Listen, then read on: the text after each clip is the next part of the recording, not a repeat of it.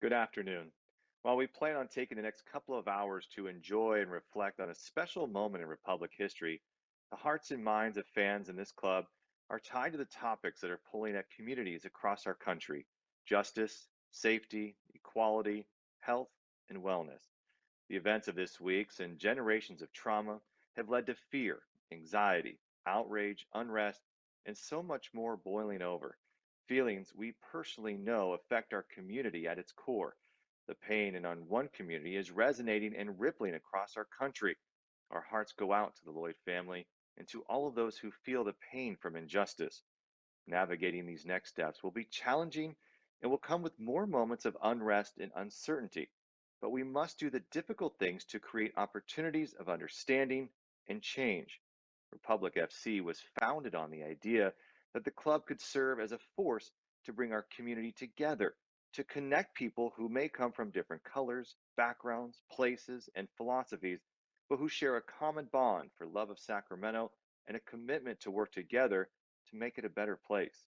It takes a republic is not some marketing phrase, but a way to remind us that we must look out for each other, that we remain vigilant in protecting justice, liberty, and opportunity for all.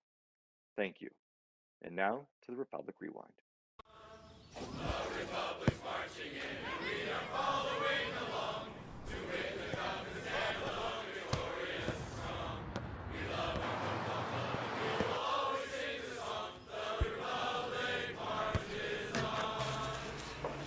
Glory, Sacramento.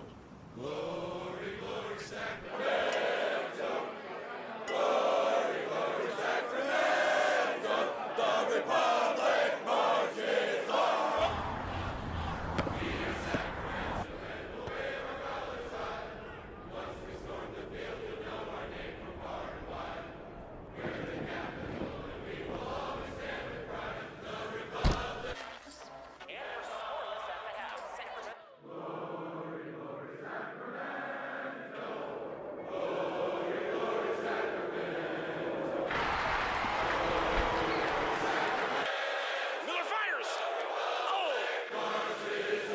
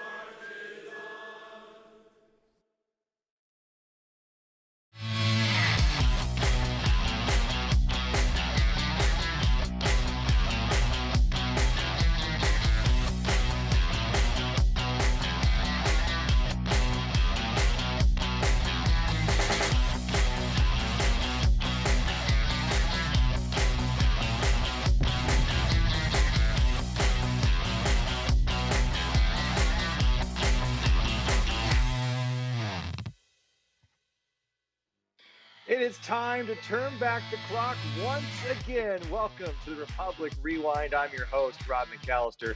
Today, we're going back to 2014 to take a look at the USL Championship title match. And to help us do that is none other than former SRFC striker all the way from Northern Ireland. He is Tommy Stewart. Tommy, it's so good to see your face again. How are you doing, my friend? Hi, Rob. Thanks for having me. Hi, Sacramento. It's so good to be back and really looking forward to this. Yeah, you're so far away, but yet you're so close right now. So we're gonna take this. We love technology and having you halfway around the world. It's almost 10 o'clock your time. I think past 10 o'clock your time now, and we really appreciate you staying up on a Saturday night to hang out with us and relive this great season. So if you don't know who Tommy Stewart is, well, you lived in a cave, and I don't know where you've been, but he has been one of the top strikers in this club's history. And if you forgot all about some of the goals that he has had throughout his career. Well, we're going to show a few of them to you right now. It's brought to you by Western Health Advantage. And Tommy, I got to say, looking back at some of these goals, you made my job a little difficult at times. You had some goals that I didn't think were going in, and you had some pretty dingers that I love to see here on these replays once again. Yeah, great moment, Rob. So special to be a part of something like this, but it's just great looking back at some of the goals. And we got the old alternative kits there too. I love seeing those stripes. You played pretty well in those stripes. I think you had a hat trick in one of those.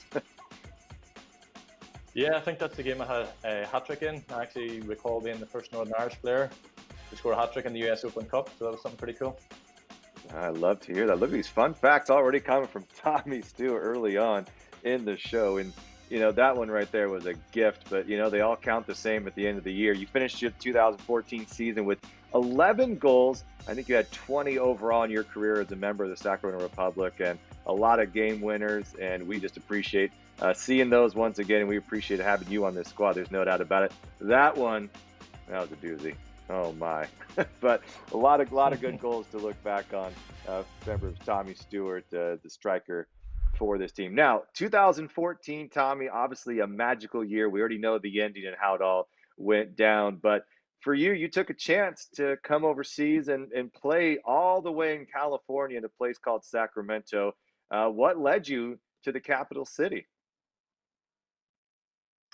Yes, I did take a chance, to be honest. I really wanted a new challenge, and the opportunity of playing in California presented itself at a strange time, I suppose. And I looked into it like any player would. And then I spoke to the directors, and then it just spiraled after that. They were keen to secure my signature, and I flew out, went under a couple of games and some training sessions with the team, and made my decision, went out, and the rest is history. And it all worked out pretty well, didn't it? We had a magical year in that 2014 inaugural season. Obviously, we saw so many fans. Just real quickly, in 30 seconds, what was your first impressions going into Hughes Stadium there at Sac City and seeing 20,000 strong? I mean, that quite a moment for a player, I'd imagine. Amazing. I really find that hard to describe sometimes to people. I think the overall feeling was just because it was such a new team, and obviously I wasn't familiar with Sacramento, and I'd really no idea what to expect the same as other players. But you're just hoping that there's going to be some fans, and then we were told there was going to be 3,000 or 4,000 fans turning up to the game, and I believe we drove over the little bridge before Hughes Stadium comes in, and it was just flooded with people. And that's probably the image I remember, is just going over the bridge and coming down and just seeing it absolutely, just so busy with Sac Republic shirts on, and the stalls there. It's brilliant. It was electric. I know they say that America a little slow to take the soccer, but guess what? I guess that was a wake up call. So we have a lot to talk about. We're going to get to much more of it during the broadcast here with Tommy Stewart. But let's take a look back and see how the club got to this championship game. You guys had a slow start in the season. 2-3-1 out of the gate. Not the way you wanted to start that campaign, but you finished strong, 8-1-1 those final 10s. You guys were rolling. That only loss was to the LA Galaxy in a match that didn't matter because you already locked up that second seed. Then, of course, Tommy, the miracle at Bonnie. Have you ever seen quite a performance by a player in 45 minutes of action? Oh, the whole season was fantastic, but if you look at that game in particular, it was just something that really marks Sacramento as well. And we'll speak about that later on, but certainly it was one of those magnificent performances and moments in football in my career as well. And we had fun watching with Roro at our previous Rewind episode. I know you were tuning in as well. It gave me butterflies looking back at that game. So we'll talk a little bit about that game, and then how we roll into the expectations here of the championship match for you guys. But we'll get into that in just a moment. Let's take a look at the starting 11, and it's brought to you by Western Health. A couple of names maybe look familiar, as we saw Antoine Hopino a couple of seasons throughout. Matt Boehner, big-time player. But Nick Noble, 7 years professional, Tommy, that was probably one of the strongest goalkeepers in the playoffs that year, and didn't get a lot of credit for getting his team where they ended up being, and that was the championship game. Yeah, I think they had a strong lineup, especially when we played them at the start of the year.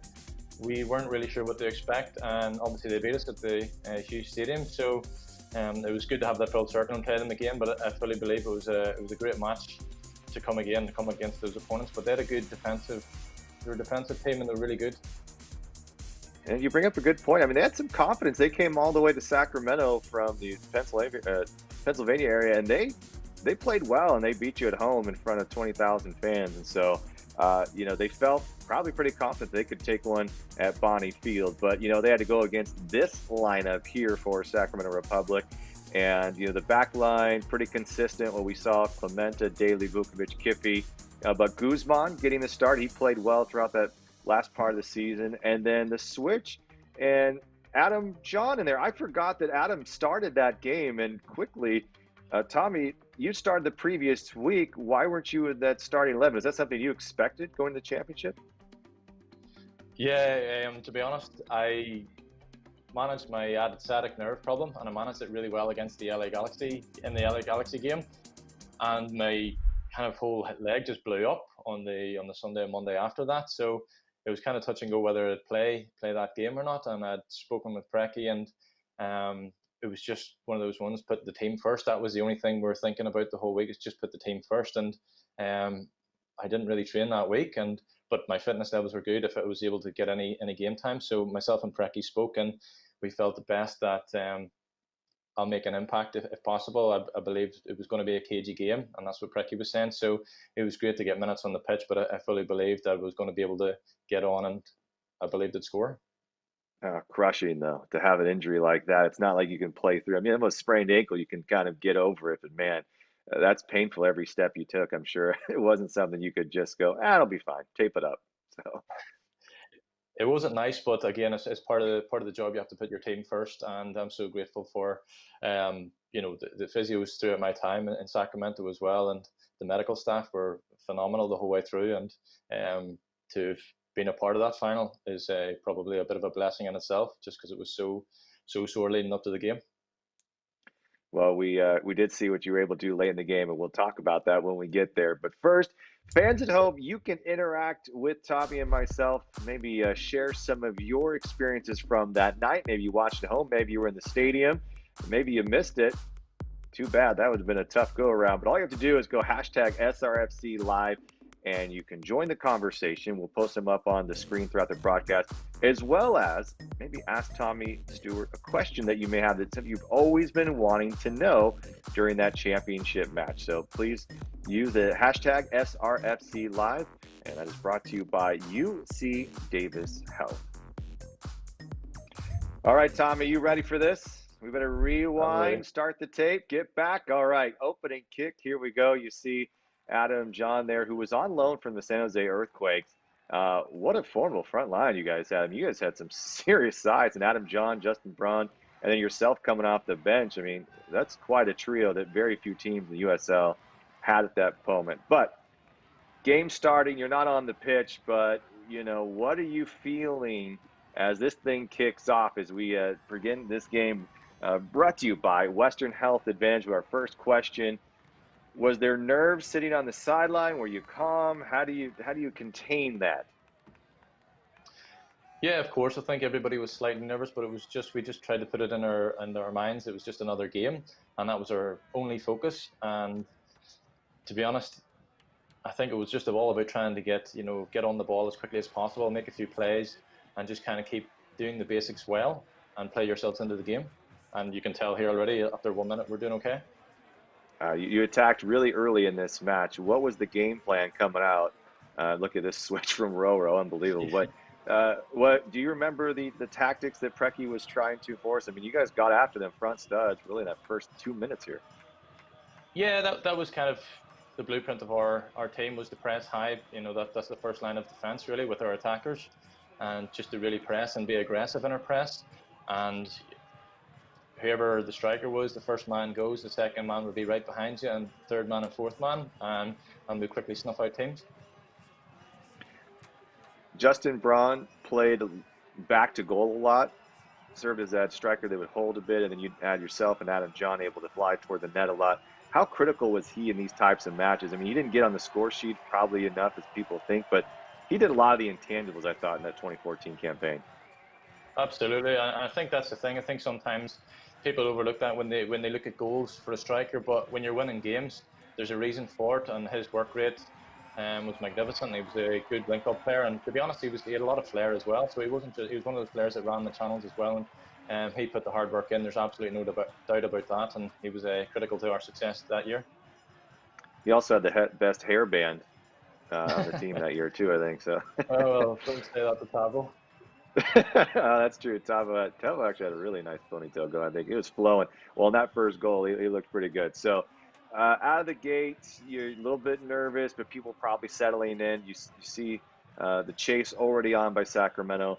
What was it about Harrisburg City Islanders that they did well? I mean, they beat Orlando 1-0 opening round. They take down Richmond in the second round, and now they're in the championship game. What did they do well to get to that point? Well, you said yourself, they've beaten the top teams, and they obviously beat us early on in the season.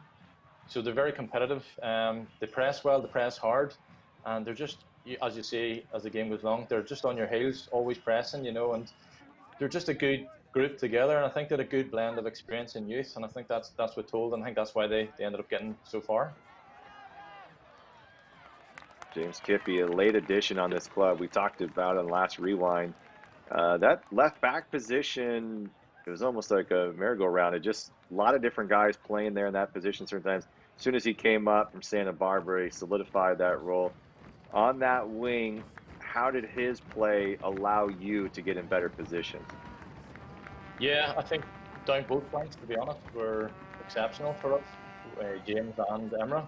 To be honest, it was something that I think the league maybe lacks a little bit of the wing back position where they're bombing forward and getting into the final third. And we had that in abundance, as you'll see as the game goes along. There are those two pure athletes, and there's probably put in 7 or 8 crosses per game at least, maybe more. But they're such reliable players, and James, whenever he signed, he made that spot his own. When guys are serving balls in the box like that as a striker, does it give you more confidence to make runs and not hold back? Yeah, because they're dangerous players.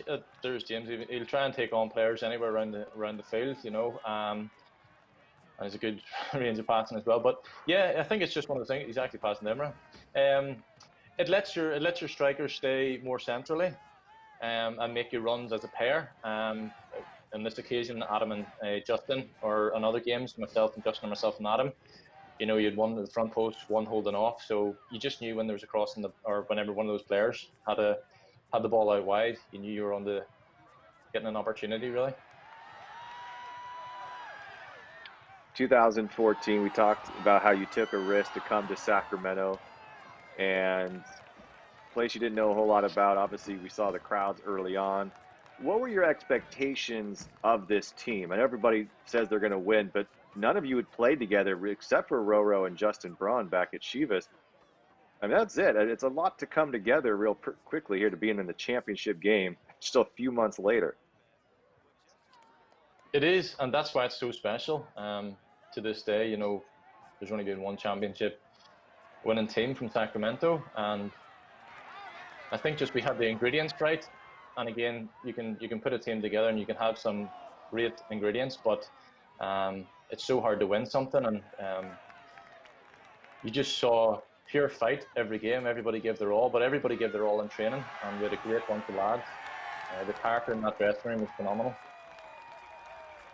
What I love, and we just saw a combination there, the ball movement is so precise and so quick. And when we looked back at the miracle at Bonnie, that first half, it was not quick. It was slow, too many touches over the ball. And it's amazing when you guys were in one group, you moving forward, attacking, it was unstoppable. Where do you pick that up? Is that familiarity with guys? Is it just the training sessions? Is it take games to build that confidence that if you run into a space that another guy will feed you the ball? It's a little bit of both. It's a combination, absolutely, of the two. We train how we play, and Precky, the coaches would have had us set up exactly like this. And if we didn't train like this, you're not gonna play, or you're not gonna get the same outcome really at the weekend. Training sessions were phenomenal, and you just knew you actually knew you were going to play better in the games, to be honest, than training. Precky, we knew, had a pretty good career. Obviously, he was a star at MLS, I think 2-time MVP in Kansas City. Takes a chance himself and comes to Sacramento. Did you know a lot about Precky before you signed? Was he a reason you came here? I didn't know loads about him, to be honest, but I looked into him, obviously, and he's had a phenomenal career. and he was a guy that I respected, a guy that was hungry as well. Obviously, being at a few higher teams and dropping back to the USL. I think that was a big thing. There were a few players in a similar boat, that there was a lot of fight, a lot of people looking to prove themselves, and it was a great ingredient for us. And it was nice to have that as a coach as well. And Roro just hungry there. Surprised that he went low after what we saw just the week before against LA, but everyone anticipating that Roro's going to score. That's a tough place to drop one in over Nick Noble. But playing for Preki, fiery guy, as the broadcaster, he gave us very little other than expected 100% every single time from you guys. What was it like playing for him? Was it intense every single match, every single training session? Absolutely. Probably the most intense manager I've played under, to be honest, but great. And he just demanded that you give your all, and it seems so easy to say, but if you give your all in training, you're going to give your all in games. You have to train the way you play, and he was very professional that way too. He liked everybody singing off the same hymn sheet. So yeah, I really enjoyed working under him, and that's obviously one of the reasons we had good success in the first year.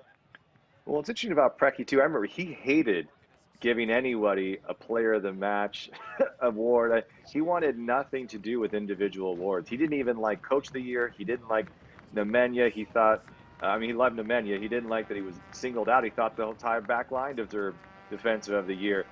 Is it coaches like that? Does that bring guys closer together?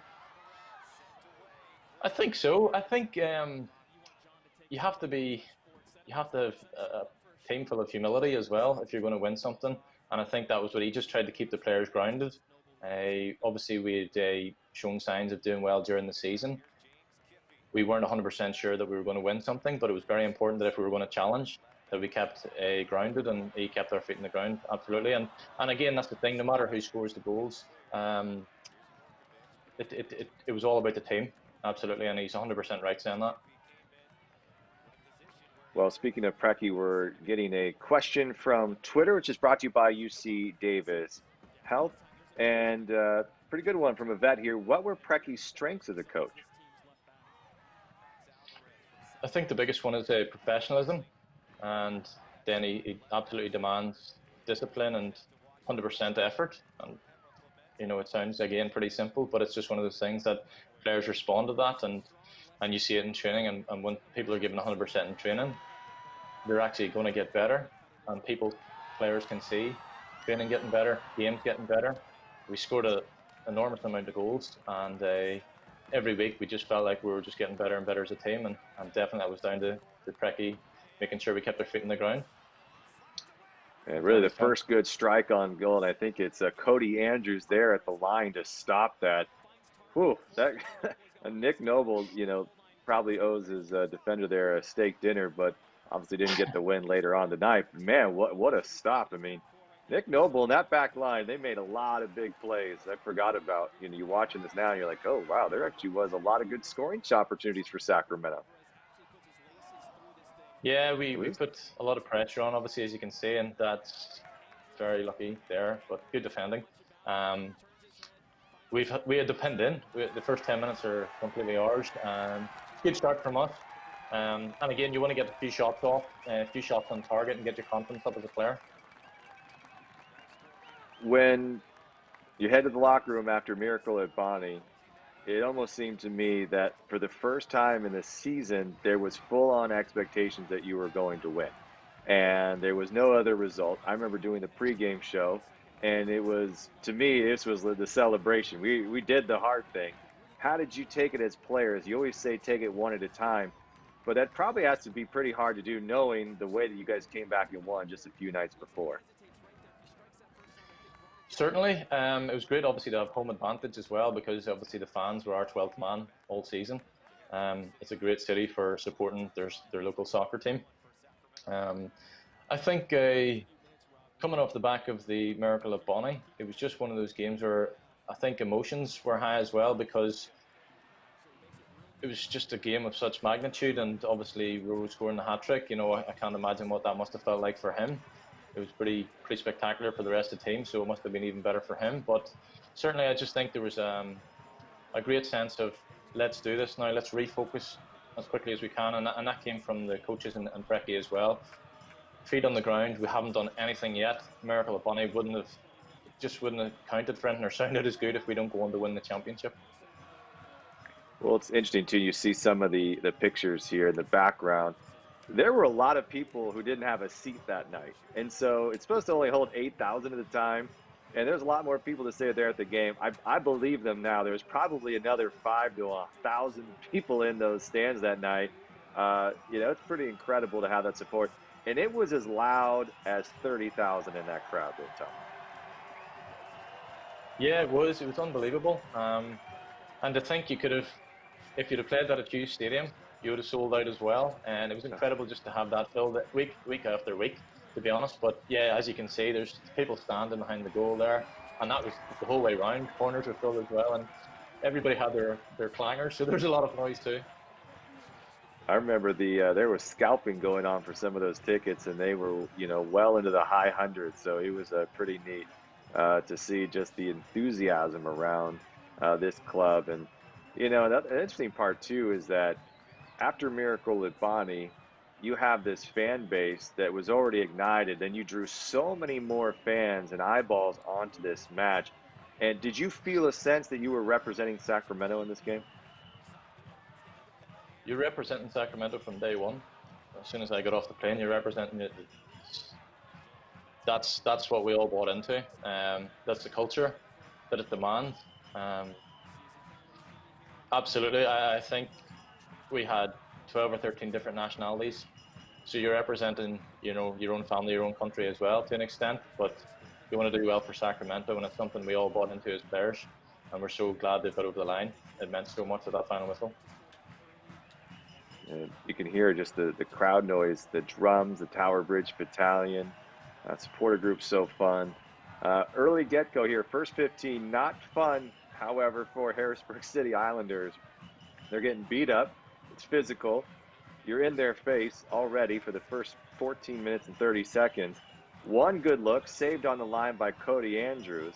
And then we come up, and Justin Braun could have likely had the very first goal of the game. And let's take a look and go to live action. Switching those roles in the starting lineup, each adding a little bit different. Here's Roro, running the left side, Kiffy.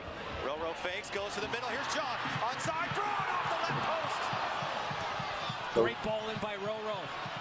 What a ball in. Roro fakes left, goes in the middle, and then as a striker, when you tag that post, it partly demoralizing, partly give you confidence. Where is that?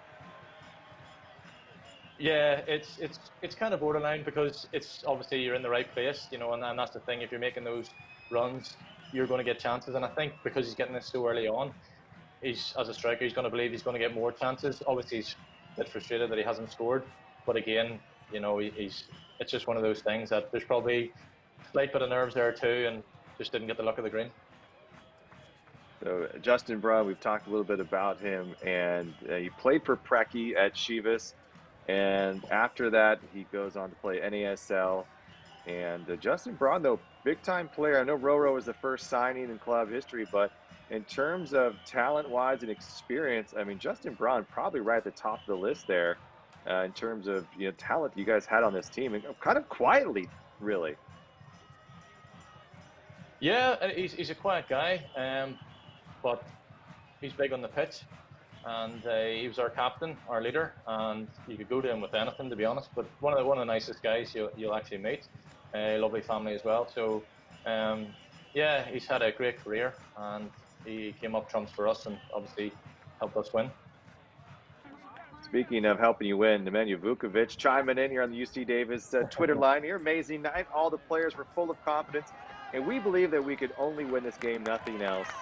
Tommy looking good. He's giving you a shout out. I'll tell you what, Nemanja was able to allow you to look really good, along with Mickey Daly there. Those two, hands down, I'm not even trying to be biased, but the best center backs, I think, in the league in that 2014 campaign. There was nobody better as a duo. Without a doubt, the two of the lads were absolutely awful for us. Current centre backs as well. But the good thing about Nemanja as well, He could actually play on the left side if you needed him to play on the left side at left back. So he was very versatile. His experience probably was one of the things as well, that he was a good talker, a good leader. He played MLS as well. Very, very good player. Very good technically as well. And just built up the play from the back. Him and Mickey as well. And you'd see him sneak up a few times, and he wanted to get in there, try to sneak a goal in every once in a while, maybe serve Sure. one long. And he'd go back, but it's always fun to see a center back say, I think I'm gonna try this one for a little bit here. Well, here's JJ Gonzalo. This was definitely a fun night. Remember it well. We miss you, Tommy. We do definitely miss you, Tommy. It's good to see you. Now, mind you, we still don't even have Tommy in the game yet. He was dealing with an injury, and so we appreciate you giving your insight here. And we talked a little bit about how you had this nagging injury throughout the season with the sciatica. What are you doing throughout the year to make sure you can play full 90 campaigns and not injure yourself where now you're out completely for months on end? I picked it up once before that, but the thing for me was we hadn't experienced that in the team. It was like it felt like a hamstring strain when you have it, but then 2 days later it's gone, and then it would have just like made a pinging sensation down your leg. So I was trying to figure out what exactly it was. I'd never had it before, but it came down to basically, and a lot of people maybe don't understand that we're in the airport every 4 or 5 days, and then one week you could be playing at altitude, one week you could be playing on a plastic pitch, or the next week you're playing under serious heat. So you're always traveling, you're always on the go. So it was a new thing for me, and I was just trying to figure out what it was because I didn't know. Once I figured out what it was, the pain, it goes away within a week or two. So it's something I've never had a reoccurrence of. Once I knew what it was, I'm very good at making sure with the prehab programs, I'd be very good at those now. So it's just one of those things that you can manage so easily. Injury is obviously such a part of this game, and I think relatively that year you guys were healthy as well. I think that was a big part of that last run, is that after you figured out the chemistry and where guys should be playing, it seemed that the training staff did a really good job of keeping you guys fit. Yeah, oh, without doubt, we were one of the best. We actually had the GPS monitors, the periodization that Jesse Sands actually brought in as well. So we were, I believe, a step above. And obviously, playing in America, you have a lot of pure athletes there, and it's phenomenal to see. And the level of training sessions is a reason why you can go to the next level. It's just because everyone's so fit. Well, and it's interesting because this is 2014, isn't that long ago, but a lot of teams weren't doing that. They weren't doing the monitoring of heart steps and how much you were running each and every training session. That was something pretty new in 2014. Now everybody seems to do it. Yeah, and it's only right to do it because, to be honest, it's so physically demanding. And for us, especially playing in the weather that we were playing in 80s, 90s degree heat. That's very tough on the body, and especially your recovery. You have to give your body a lot of time to recover. So it's a maximum of, I believe, 2 days to recover, and then try and peak throughout the week before gameplay again. So it's critical that teams do this. This is part of the match. 20 minutes in, things start to settle down a little bit, and you see at this point Harrisburg trying to find where those gaps are. They decided, well, we don't know exactly where those are, but we're going to get more physical. And they ramped it up a little bit here and really started going into guys, which I think was a pretty solid game plan. The fact that you guys had been shoving it down their throat for the first 15 minutes. Definitely, they started to settle into the game a little bit more. You can see that. We're not quite connecting the plays as much, but we're still, putting the pressure on. But they're dealing with it quite well. 2014, when someone says, what do you remember about the 2014 season in Sacramento, what's the first thing that comes to mind for you? Championship final. So this game right here, that's good. This game, there's a lot of great things. I could tell you, I could probably give you a list of 5 or 6, but I think this has to be the first. Roro said he had never watched the first half of Miracle at Bonnie until we joined him, or he joined us on the broadcast a couple weeks ago. Have you watched this championship match, the years following? Obviously, we talked about doing some homework here for this match, but had you watched it before this? I had, but it's been a few years now.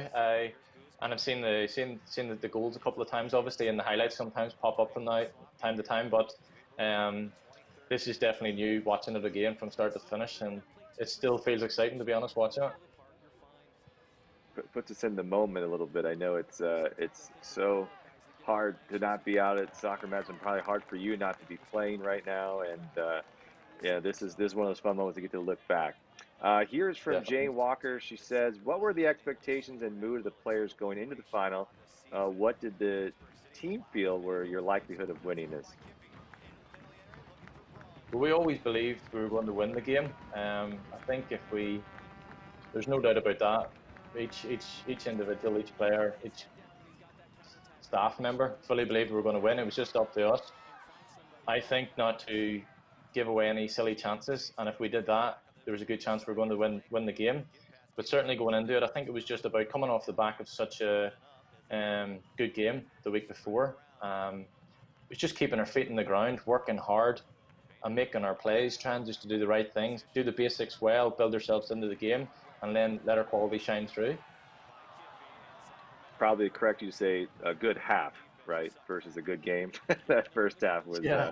no, but you're right. It takes 90 minutes, and you got to play them all, and that's why we do what we do. So, uh, Tommy, you came here in 2014, stayed a couple of seasons, left with 20 goals, I think, on the resume as a member of the Republic. After that, you moved to Ottawa, I believe, in the ASL. Uh, Tell us a little bit about your journey and where you've gone since then. I know you're gone back overseas, and you've even played some title games since. Uh, where you're progressing, what you're enjoying about playing back over on your side of the pond, as they say. Yeah, I moved to Ottawa Fury, and it was actually Kenny Dalglish's son, Paul Dalglish, and obviously the ex-famous Liverpool player and manager. So it was a no-brainer to go and try and work under someone like that. I think over my career, I've tried to work and take opportunities and work under teams and who've got special managers, and I think he was one of them. And I learned so much off him, and he was obviously a striker as well in his playing days. So it was really good to work with him. Then I moved home to Dundalk, which I had some good success there. We won a trophy, finished runners up in the league, and finished runners up actually in another cup. Um, and we're in the Champions League as well. So it was an incredible experience there. And then I moved on to Larne, which again, it was kind of a little bit similar to Sacramento in terms of like they were just trying to do something so special, quick, and obviously it wasn't a team that had started up like Sacramento, so that was obviously different. But again, it was just a challenge. It was something that offered a new, fresh kind of opportunity, and I went on to win the league with them. And right now, obviously with this pandemic, obviously it same as every most footballer, you're waiting to resume play, but I'm not sure where that'll be just yet, and I'm hoping to get sorted when all this is done. How are you staying fit? You running? You training by yourself? What are you doing? Yeah, obviously in Ireland and Northern Ireland, we've rules to keep our distance, and it's only household you're allowed to meet yourself. So I've been doing a lot of running on my own, 5, 10Ks, and yeah, just keep myself fit. I feel great. I've always looked after myself, and to be honest, I'm doing a lot more running for the last few months than you would do in the off season. So it's great that way, just to kind of refresh the whole body, I suppose. Um, Really enjoying it, but I'm looking forward to getting playing again. And as you've gotten older, do you understand where you need to train, how you train yourself? Because I'd imagine at a younger age, even my age now, I don't feel like I really want to run 3 to 5 miles. It's just not in my DNA to say, let's go do that. Have you found that long distance running has helped you become a better player? To be honest, I've always been my endurance has always been good. I've always done long running. I think obviously in football and obviously periodization these days, especially that we did in Sacramento, it was all about shorter distances. And obviously for a striker, you do a lot of more dynamic runs and maybe 20, 30-yard sprints. So that's very important that you kind of make it specific to the position. But certainly over this last while, I've been doing a lot more higher intensity runs and and longer runs just to prepare myself for whenever, to make sure I'm ready. But I still don't feel my age, so that's a good thing. That's good, staying healthy. Well, I think we have another question coming from the UC Davis Health, and of course, using the hashtag SRC Live. This is Luis. Thank you for taking us back to that historical night. Tommy, what would you consider to be your favorite goal with the Republic? It's a good question. I believe this goal just holds so much weight and so much importance, and it clarifies why I made that move to Sacramento in the end. I fully believe that, and I can get into that with you later on, whenever it happens. But every goal was so important, from the first to the last. Well, and toward the end here, you actually have two good chances, and you make the less likelihood of a goal, that's the one you score on. But it's pretty incredible. To your credit, able to find corners and crevices, and I think what was so good about you in those first seasons here with Sacramento is that your ball control in that final 18. I think it's very easy as a striker to get nervous, to try to do too much, and you were always calm, like as you had the ball, same as you would play it in the midfield. So is that something you train for? How do you gain confidence like that? It comes from training, shooting drills, things like that. And again, it's just one of those things that the more and more you put yourselves in those positions, the more chances you're going to get and the more goals you're going to score. And I believe, if you keep putting yourself in those positions, the chances will come, and I'd feel confident myself to go out and score. So if we review here, about 30 minutes into this match here, what do you think Sacramento has done really well? And I want to get your take on what you think Harrisburg had done really well to this point. That's a perfect example, the sub right there. I think you just saw Adam tracking the ball back and Tava winning the ball, and obviously we've lost it there, but we're quick to try and get the ball back. We're very, we hunt in packs, and we're very good at that throughout the season. And I think obviously you can see we're on top here without doing too much damage in the final third. We're definitely giving them a good message that we're in here for the whole 90 minutes. And for Harrisburg, what do you think they did well in that first 30 minutes? Because that was a great save by Jake Gleason. That's probably their best chance in the first half. To be honest, I think they're obviously a little bit nervous, obviously coming into our pitch with the final, the first game of the season. I probably don't think there were too many expectations on them. There were more expectations on us, and certainly I think they were, big chance, they were more nervous in this game, I think, at the start, and you could tell. And they just couldn't get their foot on the ball. But I think that was just important for them just to, keep their two banks of four and play on the counter when they could. And we're going to take another look at that save. What a save from Jake Gleason. Would have changed the entire dynamic. They would have sat back and parked the bus, but then just on the ensuing play, Adam John just could not turn his shoulders enough to get square with that. But Nick Noble would have had no chance. Tough break at the 30th minute there. Yeah, two good headers from both strikers there. It's just unfortunate. They get more aggressive as this half goes on. And, we don't talk a lot about Jake Gleason, but he was really young at this time. He needed minutes, and he was getting an opportunity in Sacramento on loan from Portland. Would go on to play several matches with Portland, I think over 50 MLS appearances in all. And Jake Gleason, in and out. We had Dominic Jakubek was in the goalkeeper as well. The changing keepers like that periodically, I mean, Gleason got most of the starts. Did that have any effect on you guys? Did you have confidence in this young player? Good chance here. And another great chance. Jake was brilliant for us. Just very, very. You could trust him as a goalkeeper. You just knew what was coming behind you. He's just a big, commanding player, and obviously he was hungry to do well as well, and he needed minutes, and he came down to us, and it just worked perfectly. He blended in so well, and he came at a good age as well. But I got to give credit to Dom as well, because he pushed Jake so much, and Dom was one of those players in training that he was one of the first there, if not the first there. Commanded player, very influential, drove the team on. Did a lot of the team talks, and just a great character in the team, and certainly a player that I admired as a teammate.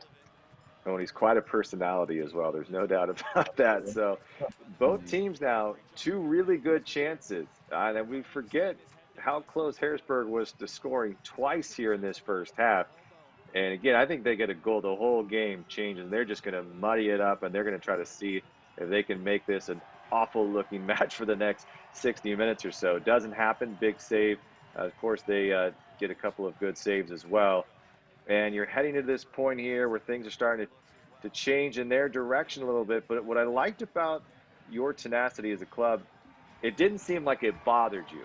And it didn't bother you all season long. No, you're right. Obviously, Harrisburg did ever so well to get to the final, and you've got to give the other team respect. And I think that's one of the things, no matter what happened, even if they went to goal up or 2 goals, we believed we could score at any point in the game from any position. And we fully believed in ourselves and backed ourselves out there.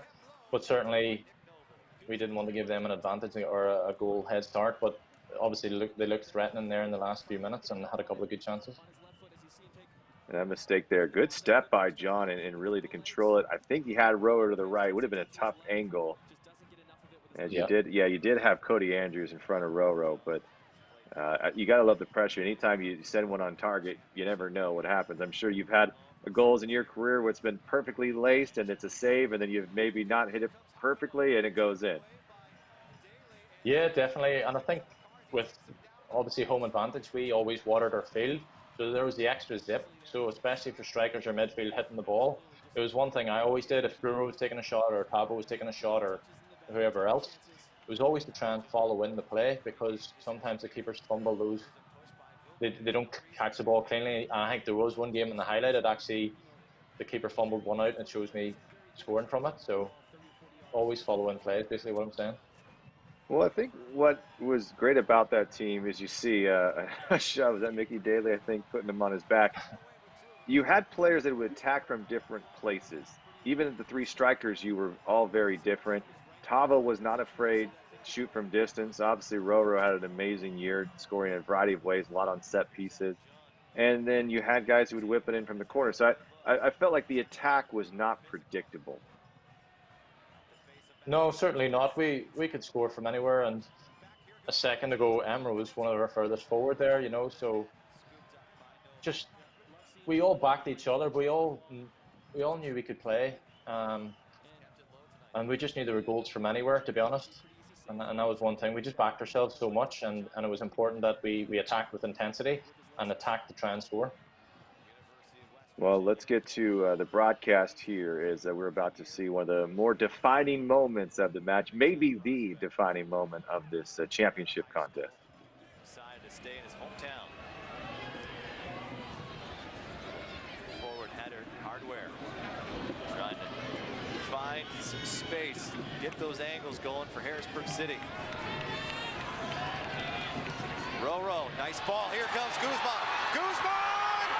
Goal, Sacramento! Great ball by Roro. Delayed run by Guzman. Guzman does everything he needs to do. Slides it right past Noble. Look at the fans. They're loving it. Big goal. It's delirium here at Bonnie Field. The 36th minute. And Tommy Stewart, the crowd has gone crazy. The streamers have been thrown. The towels are being waved. Man, what a moment to finally break through in that first half of action.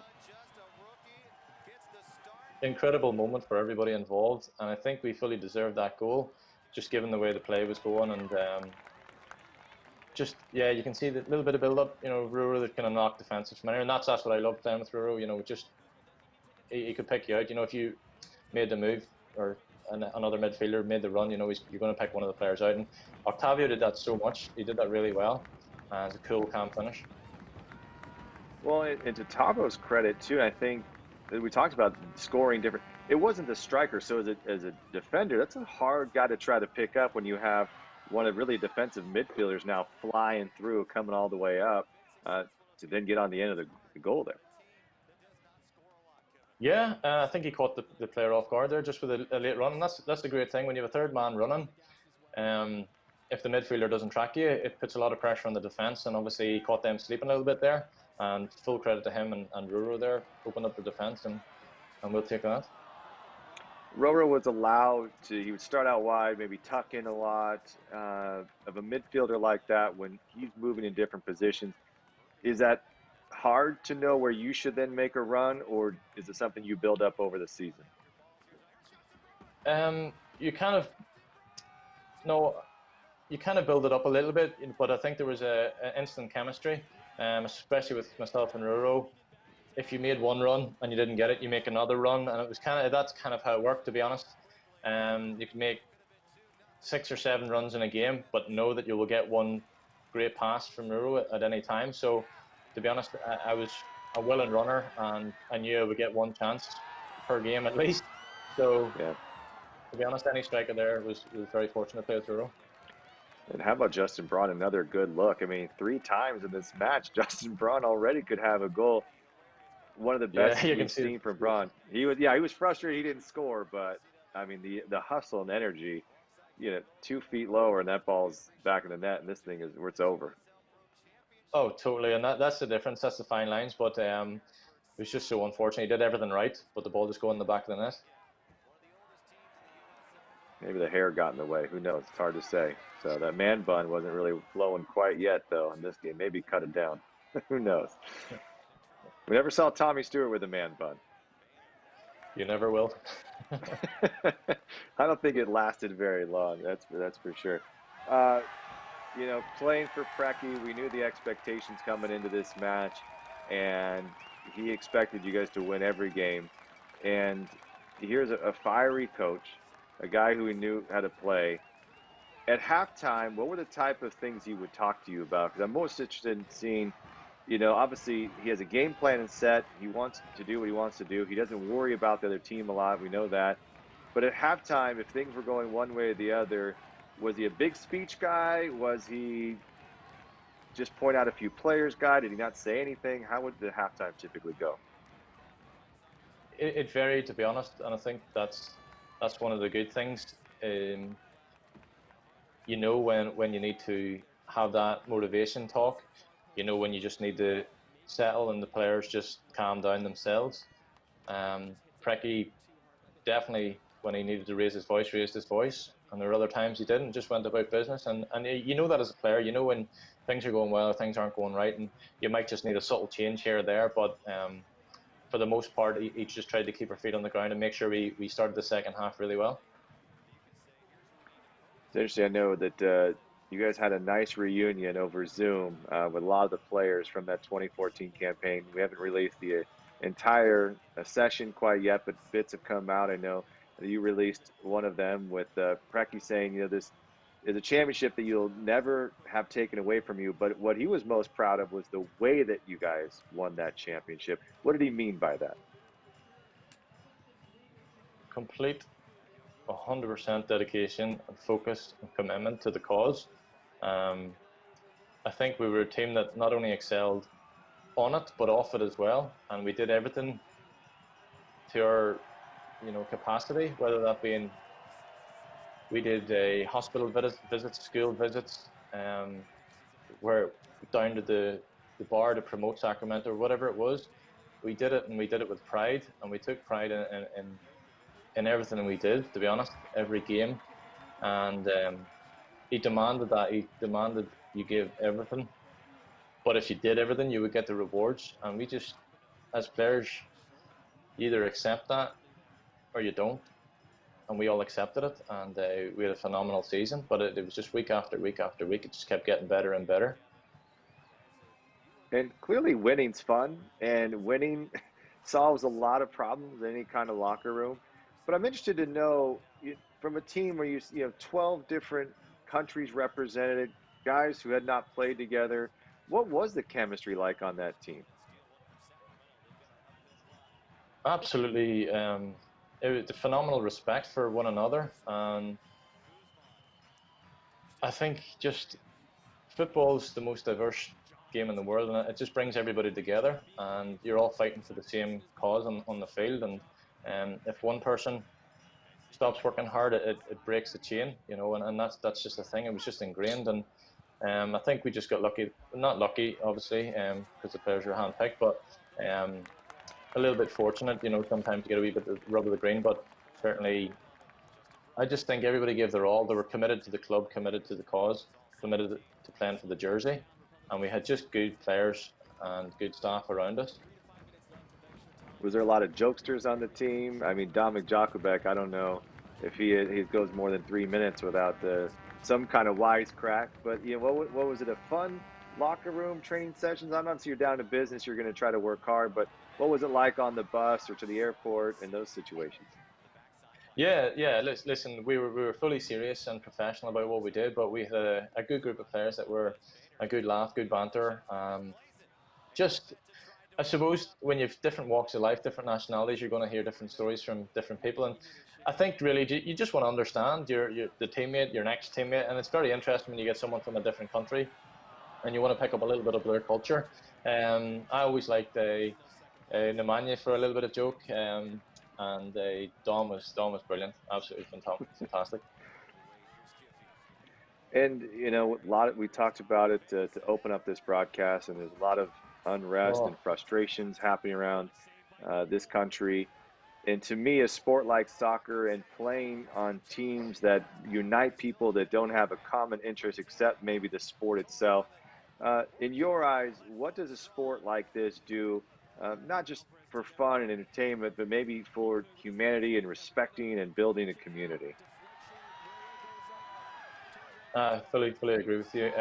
Sport is so powerful to bring people together and I'll just speak about Sacramento. There's all different walks there, all different nationalities, all different backgrounds, and it did not matter. You had everybody shoulder to shoulder coming together and fighting for each other and to do Sacramento proud. And I fully believe we did that, we achieved that, and hopefully more teams will follow suit like that, and more coaches will try and develop their players like that, and that definitely feeds through to the fans. And there was a very, very special group there, and yeah, as I say, hopefully other people follow suit. Yeah, and I agree with you. Tom, it's one of the things a lot of people ask me, what's your favorite part of working with the club? And I say, obviously, I love calling games. I love being able to get a pretty good view, for 34 matches or whatever it is every season. But I'll tell you what, the most thing I'm proud about is how it brings people together, and there's just this thing in Sacramento that is special about the Republic, and it's so great to have people like you come back, and you're still part of the family. I don't know how you feel with other clubs, but do you feel that you're still part of the Republic family, even though you haven't been here in 4 years now?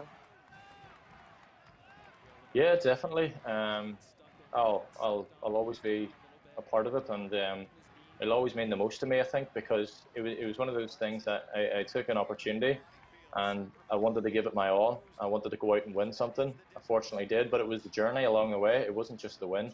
The win is the cherry on top, but it's a process throughout. Meeting people, different walks of life, as I say, playing with different nationalities on the same team, and trying to fight for each other. The fans, the culture, the people of Sacramento, just meant so much more. But I touched on it earlier, going to schools, going to hospitals, things like that. I absolutely loved. It was something that not really too many teams of mine had done before, and we cared so much about the community, and the players really cared for the community too, and it was something I was so glad to have done as well. Well, we're glad to have had you. We're glad that we got this first half of action in as well. Really fun to get your insights, but you're coming in the game pretty soon here, so we're excited to see your thoughts as you were performing. Of course, we've got the big moment toward the end of the match as well. So Tommy Stewart's going to hang around for another half. Hopefully you at home are going to chime in as well. Use the hashtag SRFC Live, and we'll post your tweets and questions to Tommy Stewart and myself. So we're going to go to the halftime here, and we'll take a quick break and maybe reflect a little bit on how we got to this point, as we all know the miracle at Bonnie, but let's relive that moment one more time.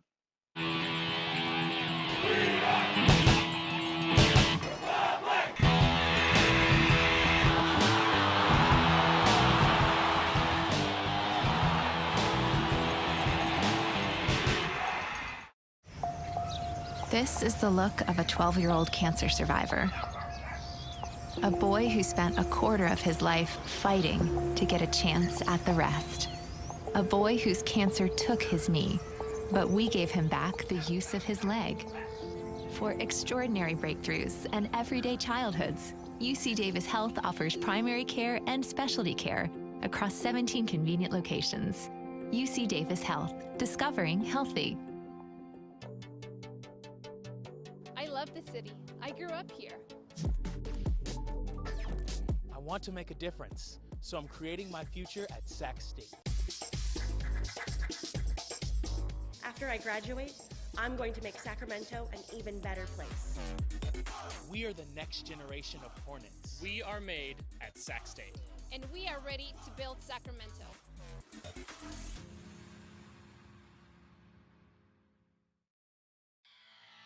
Back here at the break, it is brought to you by Atlas Disposal in this Republic Rewind halftime show. And what a first half it was. Obviously the big time goal, and we'll get more from Tommy Stewart coming up.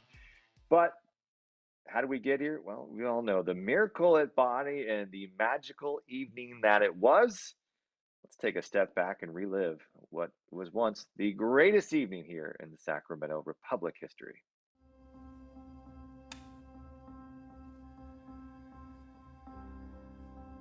How fortuitous was this? Big playoff match, Sacramento, Los Angeles. And there was a sense that LA's typically gotten the best of Sacramento because of the other sports. This is different. This is soccer. This is not going to be the same old story.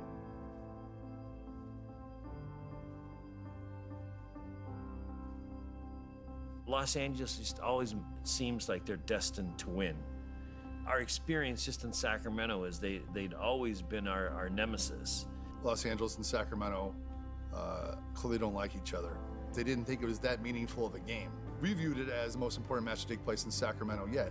And to them, it was a warm-up for the next round. And so that set the tone. The semi-final match that we're about to get underway, the Galaxy 2. The game gets going, and the Republic are not there. They weren't together. They weren't connecting well, fault after fault. And then goal, LA Galaxy, goal, again. And it's down 2-0. The first 45 minutes is in the books, and it's been all Los Angeles. Halftime happens, and everything looked bleak. It looked like it was going to be one of those nights where we felt the sting of our relationship with Los Angeles. You know what? Hey, for the first season, it was a hell of a run. Hold your heads high. All dreams need to come to an end at some point. And then around the 65th minute, it started to drizzle. It was this moment from up above or something that said, not quite yet, LA. There are those times where you can feel something in the air. And it's almost as if the rain was kind of washing away the doubt. And it's starting to rain at the opportune time here, Kevin. Here's Merkovich. Now to the penalty area. He's taken down to the box. We're going to have a penalty kick. And here's Lopez. Goal, Sacramento! What a penalty. What a penalty. Everything had changed at that moment. It got a little bit louder, and people were back on their feet again. Not too much later, Republic get a handball call in the box. Here's Clemente. Is it up a hand? And it's in the box. That will be a penalty kick for the Republic. Rodrigo Lopez. Rodrigo Lopez! We are tied! Now you can't even hear yourself think. And at that moment, you knew you were witnessing something that had never been done in Sacramento sports history. We're in stoppage time here. Rodrigo Lopez goes down, and a set piece coming just outside the box. Chance, Rob. We talked about Rodrigo Lopez sets up the free kick, and I'm almost shaking in that moment. In motion, here's Roro.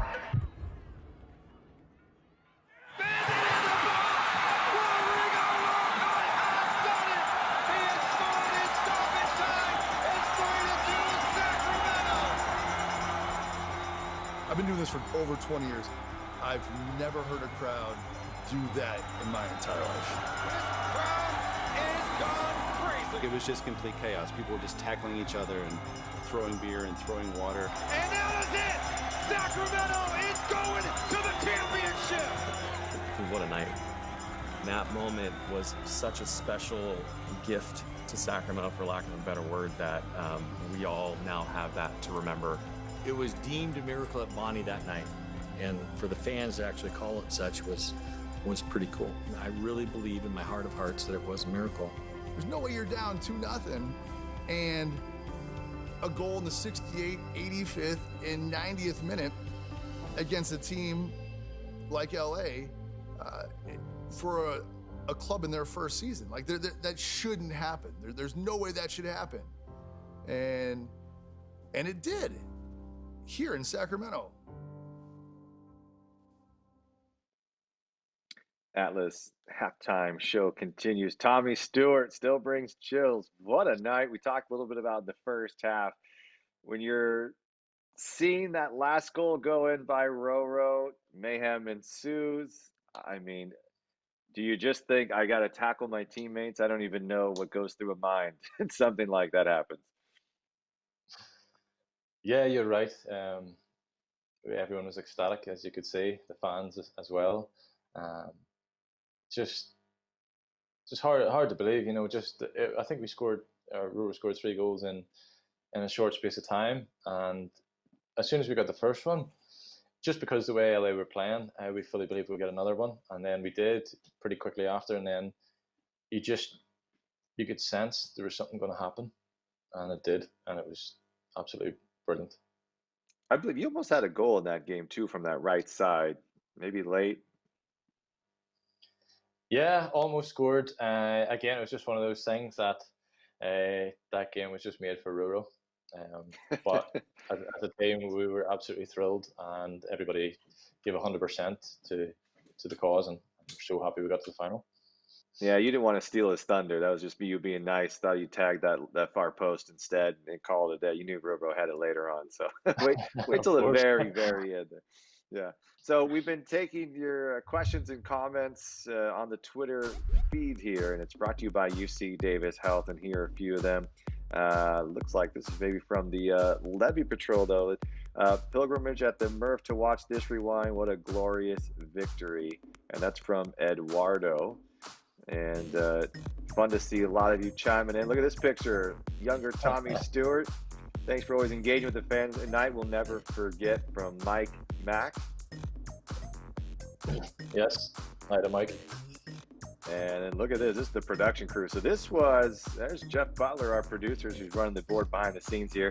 Lower left, there's me in the A's hat, I believe, and Franklin Pictures crew, and you got Mo Brazelton and a ton of people there trying to put this show together. Because, Tommy, after you guys won that game, we had very little time to put on this entire production as the championship broadcast, as just a week ago, there was no chance you were going to host it because Orlando was by far one of the top teams in the league.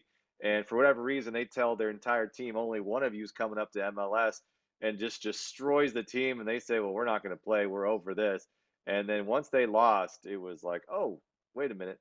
We have a chance to host this game. And so really exciting to get some of those behind the scene moments to prepare for this night.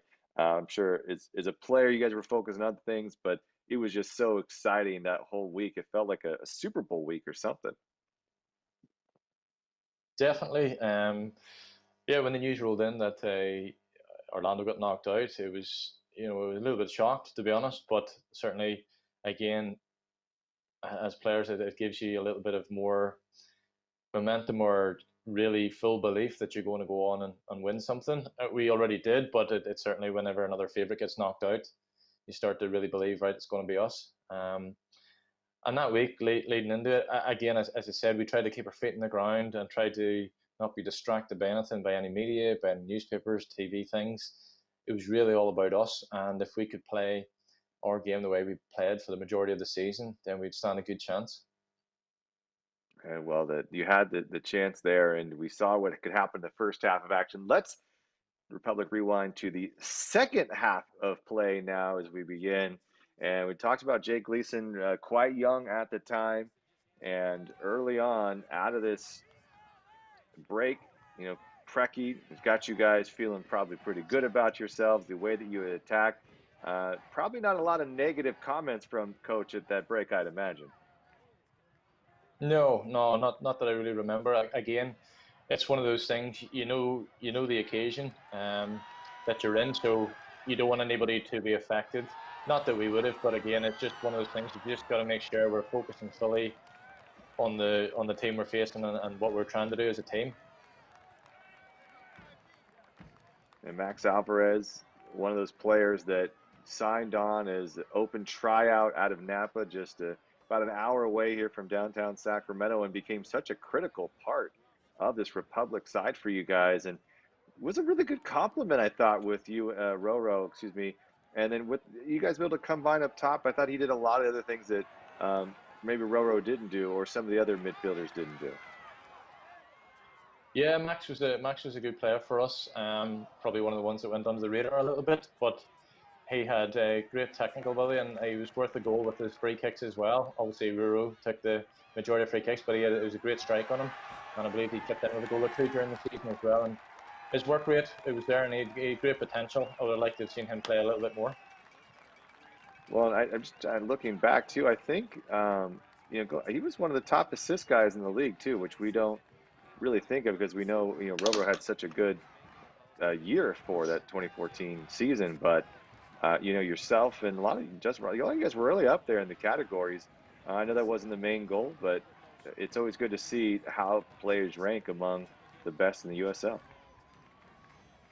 Definitely. Again, as I say, we all believe we could score, but we all believe we could chip in with assists too.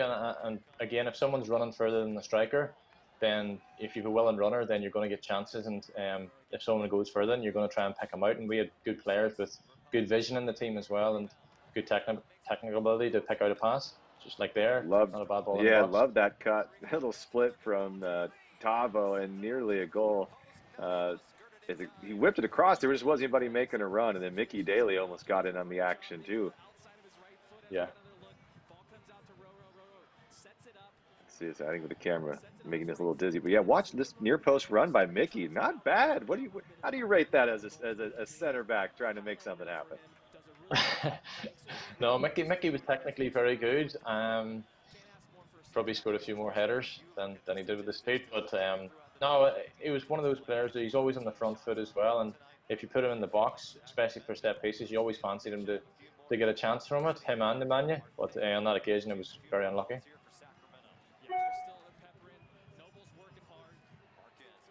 I was impressed by Jamil Hardware in this match. He started in the midfield, but you saw him make runs a lot. Really seemed to pester and throw you guys off. He played both sides pretty well. Yeah, good player in the league. One to watch, but again, one of those things that we didn't try to pay too much attention to him. But we had good players. I even snuffed out a lot of danger there, and if he needed to do that, which was what he could do, to break up play sometimes when we needed it, he could do so well. But certainly, I think we had players that were offensively good, but defensively minded too, that could break attacks as well. Well, Mirkovic, probably the best guy to have on your team, the worst to go against. I mean, he is not one that's going to leave you without a bruise or two at the end of the night, I'm sure. Yeah, again, one of those players that stepped up for us. Very tenacious player. One of those boys that he was good on the ball too for us. Just looking at the game there. Yeah, this is part of a good chance. Yeah, Ivan, I think sometimes just went under the radar a bit, but he was colossal for us as a team. He had a great year, and he broke up some plays. He did get a few yellow cards, maybe, but yeah, I'd say he didn't go under the radar as far as the league was concerned. I think he led the entire league in yellow cards and suspensions. So, but you need guys who could do all the different roles, right? You need playmakers, you need scorers, you need defensive stoppers, you need that person who's going to be a pest, and he was that guy. And I think when you've seen championship teams, everyone has a makeup of players that are different. If they're all the same, you're probably not going to have a lot of success.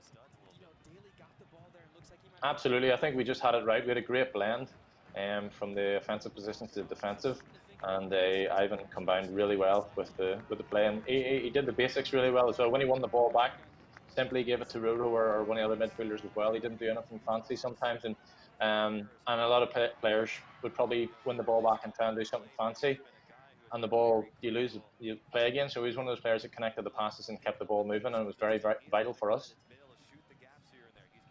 Antoine Hopino had a heck of a night. He got kicked in the shins, I think, almost every play. He was complaining at this moment in time, 50 minutes in. And you don't blame him. Here's a guy who's a pretty top prospect. He played with Reno. I think he's now playing with Louisville City. But he was coming off in this match here. I believe he was a top prospect for the Philadelphia Union at the time, because that was their affiliation. So this was a guy they had a lot of hope for, and really never materialized. But he took a beating in this game. Yeah, I actually don't know an awful lot about the player, but as you can see, our players handled him really well and give him an early bath. Yeah, it happens. Well, here's from Craig Jones on the UC Davis help line. It's what an amazing night. Miss you in Old Glory Red, Tommy. But look at Tommy wearing the Old Glory Red today. He said he didn't plan it, but I think he did. I think you'll always be Old Glory Red to us, Tommy, no matter where you play. It's just part of the makeup. Part of the makeup, Rob. Part of the makeup. Okay, so we asked you, what did Preki typically do in terms of substitutions in the second half? We knew that you were dealing with an injury with the sciatica.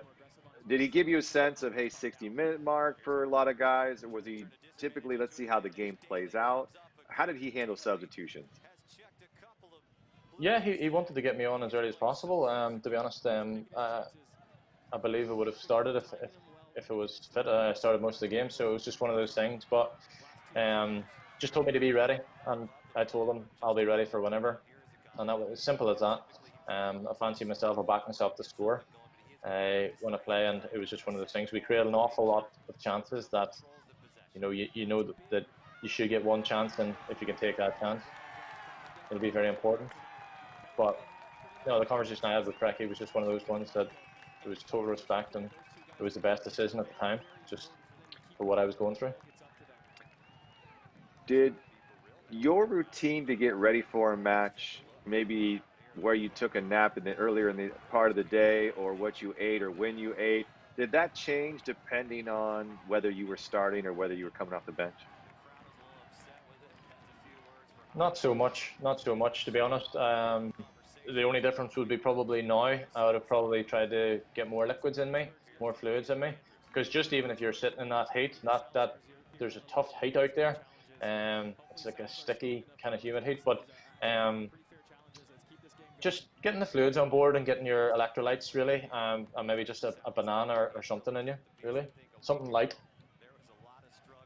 It's because some players, they like to time everything out by the way that they get dressed, when maybe they, try to go harder, and even the warm-ups, like when do they hit a peak there. So it's always interesting to find out from players what that routine looks like. And, some players only eat a certain meal before game days. And so it's always a thing. I'm not really superstition is the right word, but probably just health and mental awareness and going into a match. And so a championship match, I know Preki didn't do a lot of what do they do. They're just going to bend to our will. Did you ever watch any film at the break, or look at a variety of pictures even, or say, hey, they like to go up on this right side, here's what we're going to adjust? What were tactically done at those halftimes? Sometimes you would have just talked about it, but it wouldn't have been really videos or clips. We would have done that during the week. We would have, again, we focused on ourselves, but we always paid respect to the opposition. And again, in a game like this, the opposition might try and throw a spanner in the works, so it was very important we did our homework. But again, we backed ourselves. If we played the formation we wanted to play, and press high and press well and keep the ball when we could, especially in that heat, we knew we'd tire them out. We knew we could dominate the game, and I believe you're seeing that right now. So Morgan Langley, one of the strikers for Harrisburg, ended up playing in Dublin pretty recently. Did you ever play against Morgan when he moved over? He retired in 2016, so you probably just missed him because you were in Ottawa at that time. So I guess the answer is no. Yeah, probably. And here's a pretty good look. I think it's one of their better chances in the second half. The nervous moments as they're starting to really build something on this left side. But again, the defense, that back line coming up back when you need them. Mickey Daly. Absolutely. Again, I touched on it earlier. You know, he's so important for us throughout the season, but you could depend on him.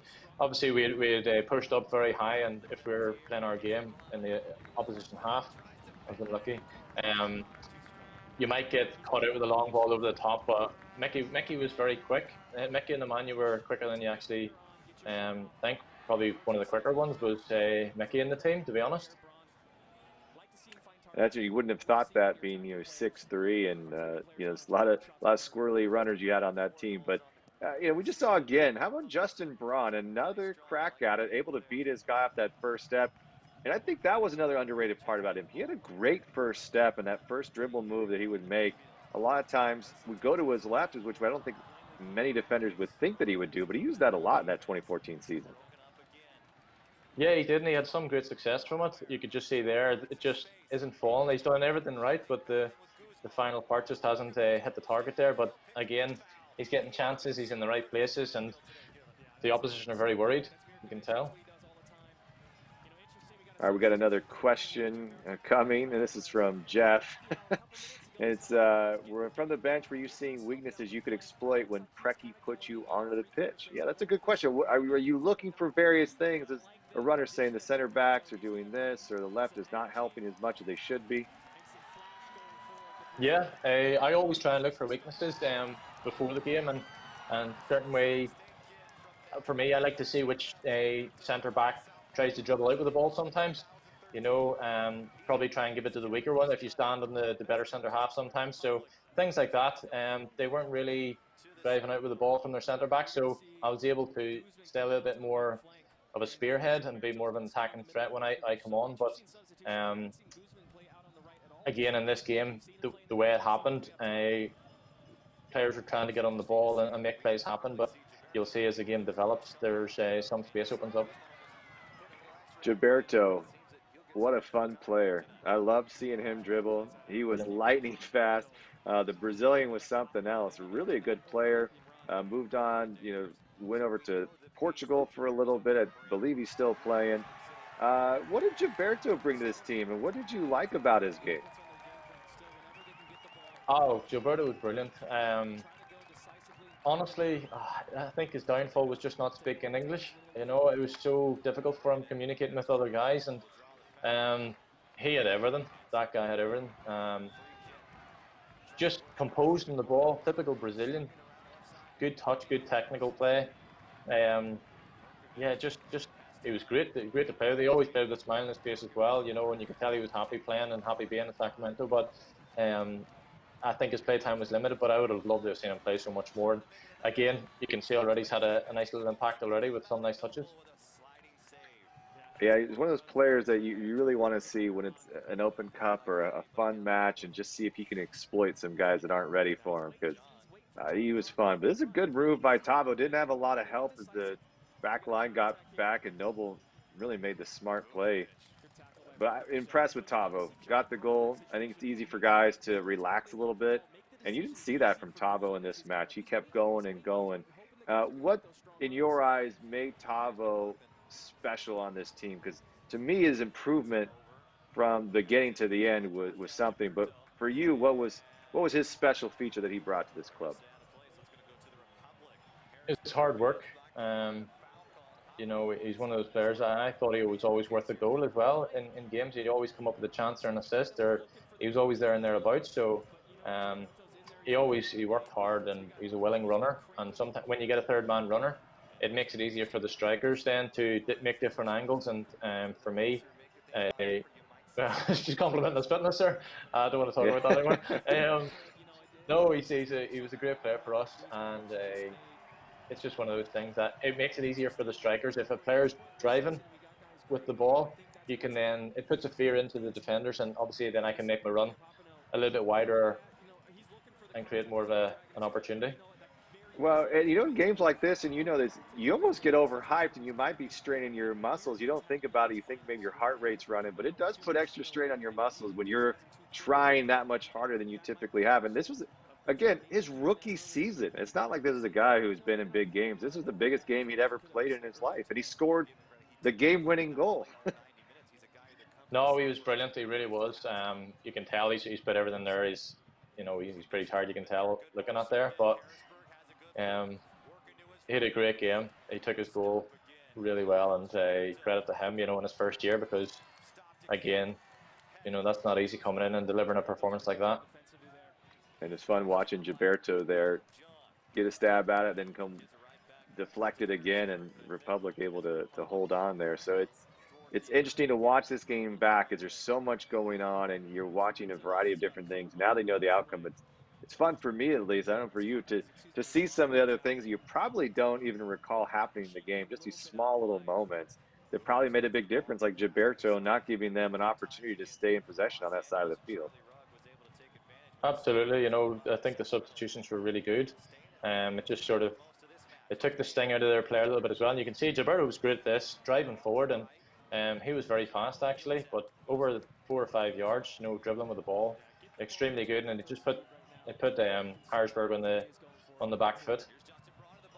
You know what I love about him too is he would get the ball as soon as out of bounds. He would get it in quickly. Nothing drives me crazy more, Tommy, than when people are looking around. Let's try to kill clock at the end of the game. But man, it's get it, go. You know, get them off. Absolutely. And speaking of, this is the most important moment of the game today, right? 62nd minute. Here he comes, Tommy Stewart. And so your moments now. And you're coming in for Guzman, who we just talked about. Looked like he was getting a little bit tired. Great 60 minutes. What is your mission now? Obviously, positions are going to move a little bit as you have John, Braun, and yourself into this match. John moves backwards. Braun looks like he moves into the midfield. What was your task here? Was it to play up top, take that position from Adam that he had for most of the game? Play up top, just basically try and get in the goal scoring opportunities, you know, stay as far forward as possible. Again, my role was to try and, you know, run down the sides of defenders if I could, and just make life hard for the opposition as well, and press when I could and win the ball back. Is your heart racing at this moment? No, I was fairly relaxed. I'm very kind of relaxed going into the game, and again, I've come off the back of, you know, 5 or 6 different finals that I've played in, so I treat it as another game, as much as that isn't very interesting to anybody. You can only have that mindset of going in. It's just another game, and your focus has to be there. Definitely, you want to, you know, the magnitude of the game, so it's just very important that you do the basics well. If you can do the basics well, I believe that's a great foundation for progressing during the game as well. So now that you're in the match, you're playing up top. Justin moves to the midfield. What does that do for you guys tactically? How does that change the dynamic? Well, I think we've got obviously the first day with Gilberto coming on with good legs as well. Justin has legs; he can run all day. Myself and Adam, you know, going forward, I think there's a lot of running there. You know, it's just putting the opposition on the back foot really, and trying to make plays as much as we could. Was there a striker that you preferred to play with, that you felt that you paired with better on this team? No, I think that's unfair. I think over the course of the season, I think I played more with Justin. So again, you know, he had a wonderful season. You know, you touched on earlier, you said he didn't score loads of goals, but he was an absolute threat the whole season, and his team play was enormous, and he was our captain. Adam came in. I thought we linked up really well as well. But again, we just all complemented each other. When you've got players that are willing to press and hunt in packs, you know, you can't really go far wrong.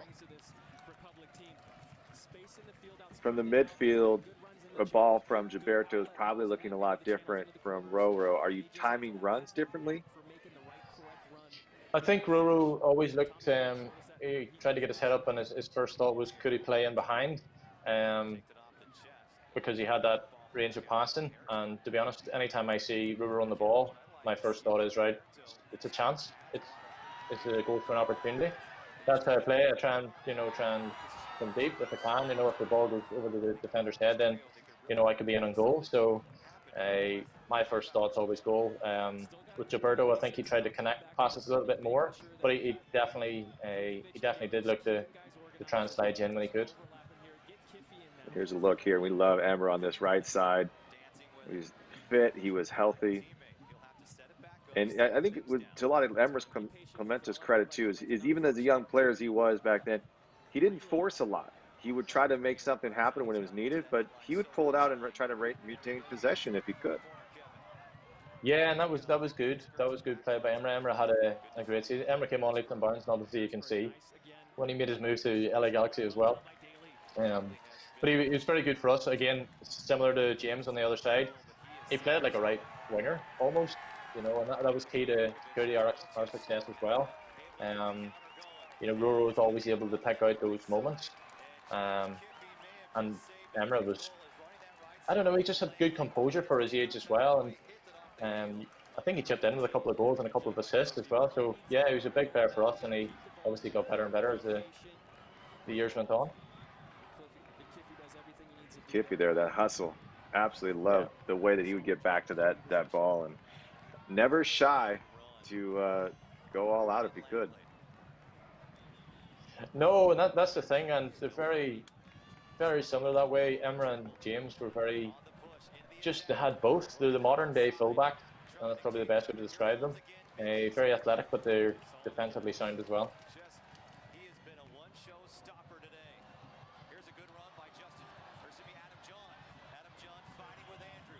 Telling you, I would mix up Ron and John all the time, Tommy. It was my brain could not.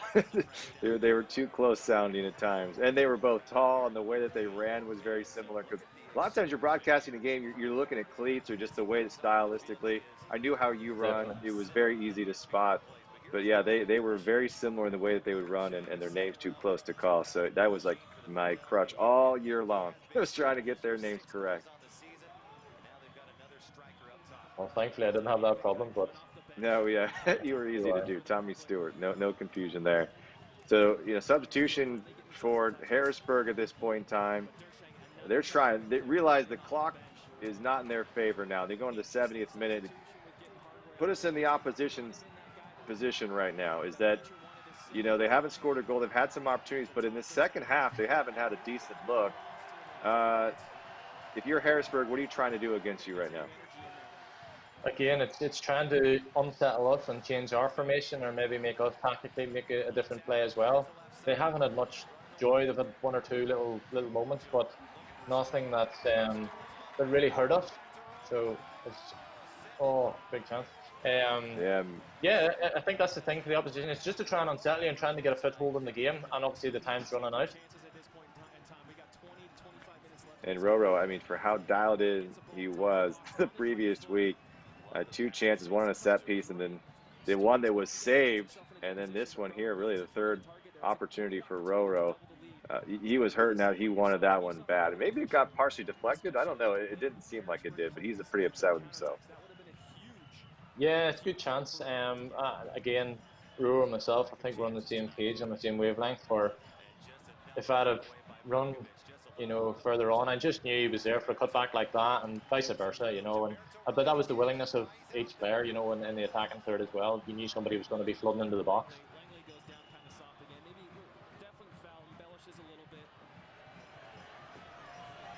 It's still chippy out there, and you expect that in a championship match, that's for sure.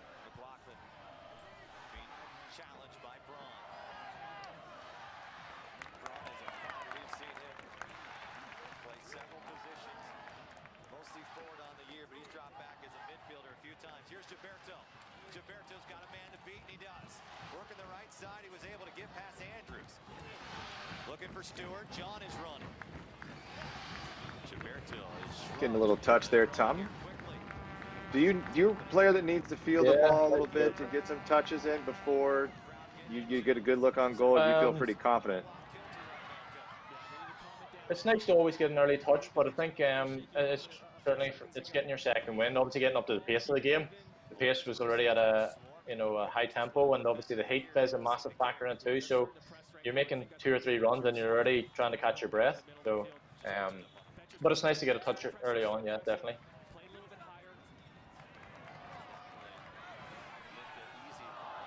The ball just popped up on Gilberto a little bit there. Okay.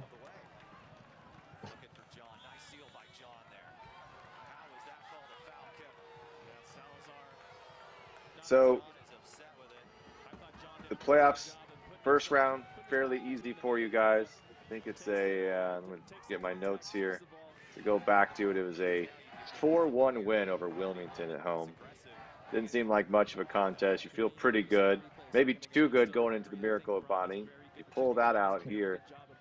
As a team, do you talk about each round before the playoffs start and look at who may be there, or are you really just focusing on, hey, this team right now is what we've got to think about, or do you think about scenarios? It's probably hard not to.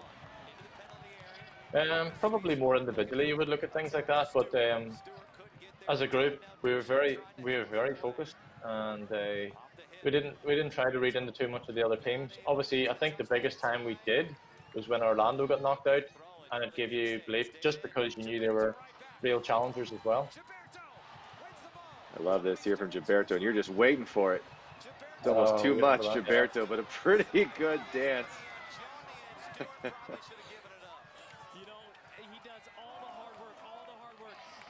That's hard, because you're trying to stay on side, but also give him some space there. Totally. Do you think he was going to put that on target? I'm looking at it now. Just gives the defender a little bit of time to come back, but still not a bad effort.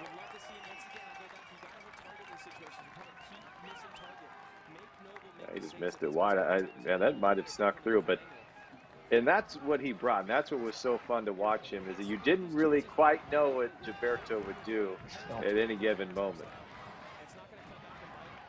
Yeah, that's very true. Very janky, must have been very difficult to defend against.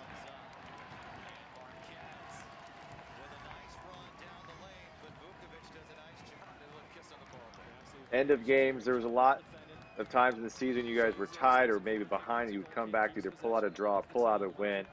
What was the difference between you and many of your opponents in those last 20 minutes? Pure desire. Desire to win the game. We trained to not just to the 90th minute, but the 91st, 92nd, 93rd, and I think that told. And again, one of the important things was one of the things actually that I maybe forgot to touch on earlier. Preki always said to the strikers, always give your best. If we have to come off after 60, 65 minutes, then we'll bring on fresh legs. So just give your all, really. So we knew we had good substitutions to come into play as well if we needed to, but I always felt that we were always, dominating games, and we always were worth a goal even in the last few minutes of the game. Interesting too, just remember the date. You were allowed 5 substitutions back then in that first year. I think so, yeah. I don't think it was used quite as much, but which is very interesting in terms of how that was allowed. But it was a part of the way I know that for the league to get some of the MLS affiliate, get more guys in the match and get more minutes, maybe for teams prepare these younger guys for a move up to the parent club. With your affiliation, I'm sorry, I was going to say, with your affiliation with Portland and with San Jose MLS, were there any conversations with any of you? I know Roro at one point was, offered to sign on with San Jose as with given a contract. Was that discussion that was had regularly with you and some of the parent clubs that your teammates had? I had a couple of conversations with people, yeah, and I had quite a few agents on to me, but my heart was in Sacramento, and from day one we were told the MLS was coming. Now, unfortunately, it didn't come during the time I was there, and it was just one of those things, but I had no desire to go to any other team. Whenever I made the decision to come to Sacramento, there was only one place I was going to stay. Seriously, you're not the only one to say that. I mean, we talked about the loyalty and the community, but there obviously had to be something special with coaching staff, front office, because you don't make those decisions lightly when it comes to your career.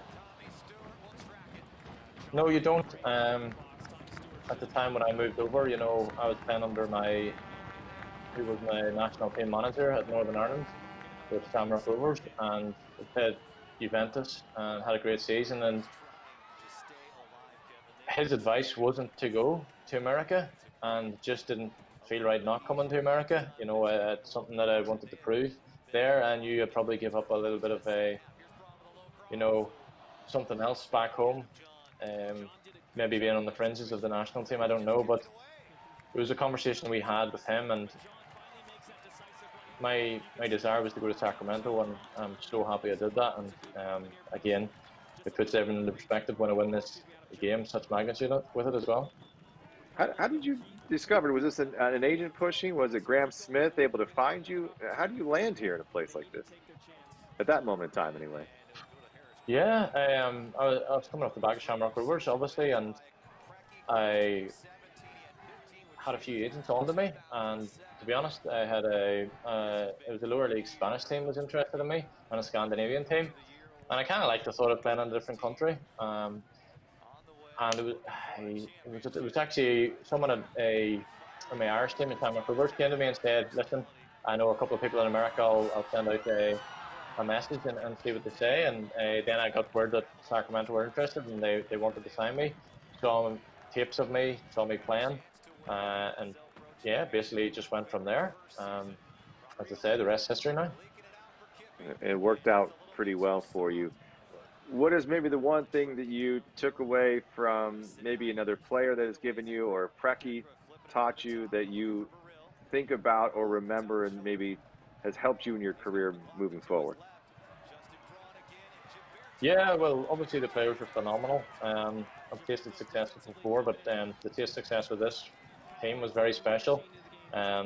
Obviously, you know, I was chatting to you before, and I recently became an A license holder, so I'm a qualified manager or coach. So I think over the years I've taken opportunities at different teams to work with different managers, and I've been blessed to play with different styles of managers to kind of to bring into my own kind of style. So I would definitely say that Preki was someone I would have listened to, respected, and I would have taken traits off him, and no doubt in the future I'll implement a few of his traits.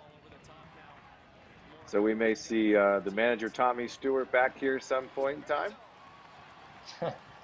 Not anytime soon, but I'm definitely not nowhere near hanging at the boots, but certainly if Sacramento was part of my list again, I'd be delighted.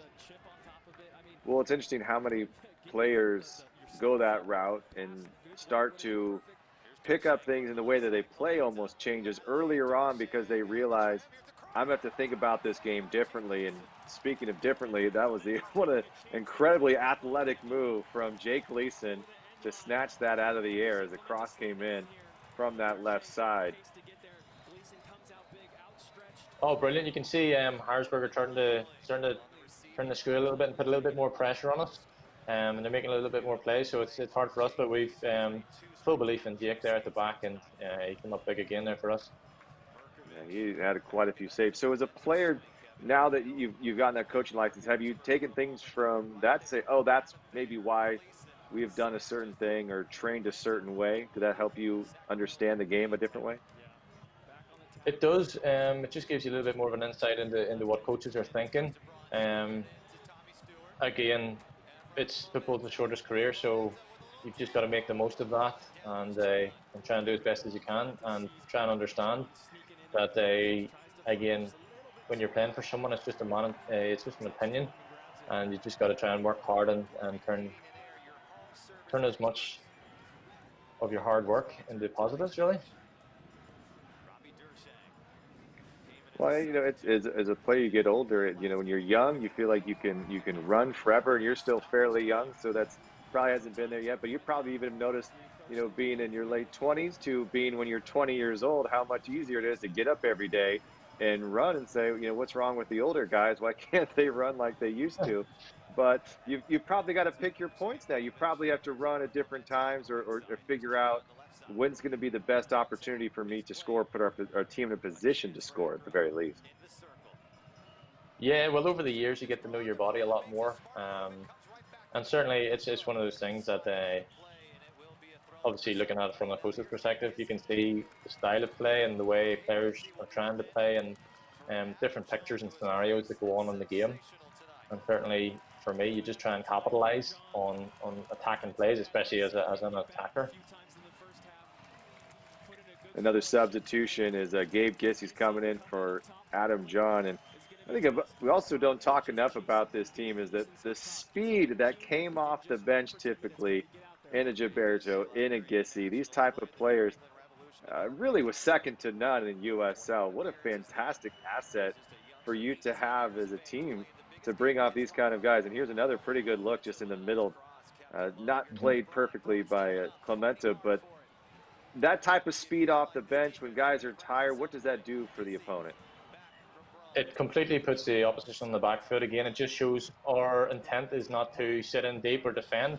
If we had that different approach, then it would have maybe made Harrisburg put on another attacker if we'd have gone more defensive. But we had no intention to change our style of play. As you can see, we wanted to score another goal, and we fully believe we would, and that's evident here. Well, that's a really good point. You didn't sit back. A lot of managers would have said, you know, is it better to win ugly or, you know, lose beautifully? And it's like this moment where Preki said, no, we're going to keep attacking. We're going to keep attacking, which as a player has to be fun as well, I'd imagine. Completely. Obviously, you want to win at all costs. And, you know, I've won ugly before and I'll take winning ugly. But at the same time, whenever you've had a team like we have and we've been consistent with how we've been playing over the year, you know, and we're doing that now. You can tell we're playing pretty well. Obviously better than the opposition. So here it is. Oh no. Almost. Looks pretty similar though.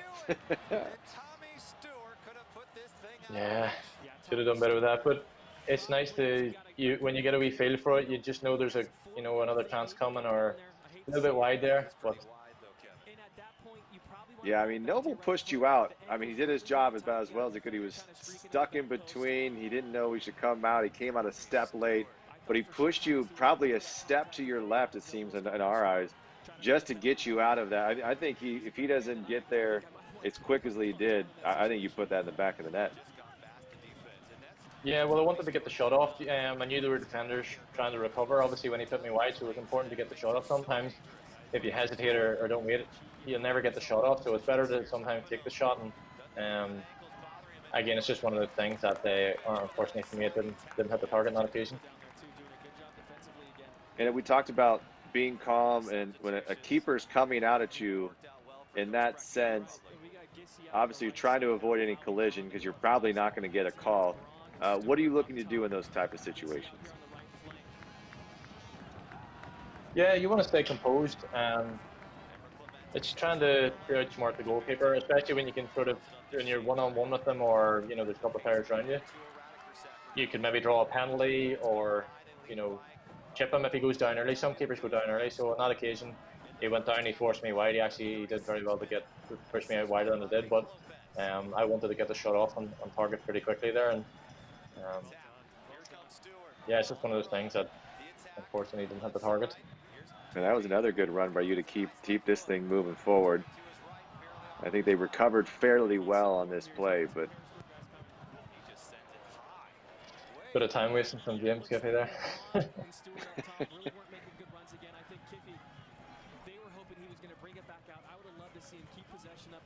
Now Kiffy, part of El Paso now, that helped defeat Sacramento in last year's playoff run.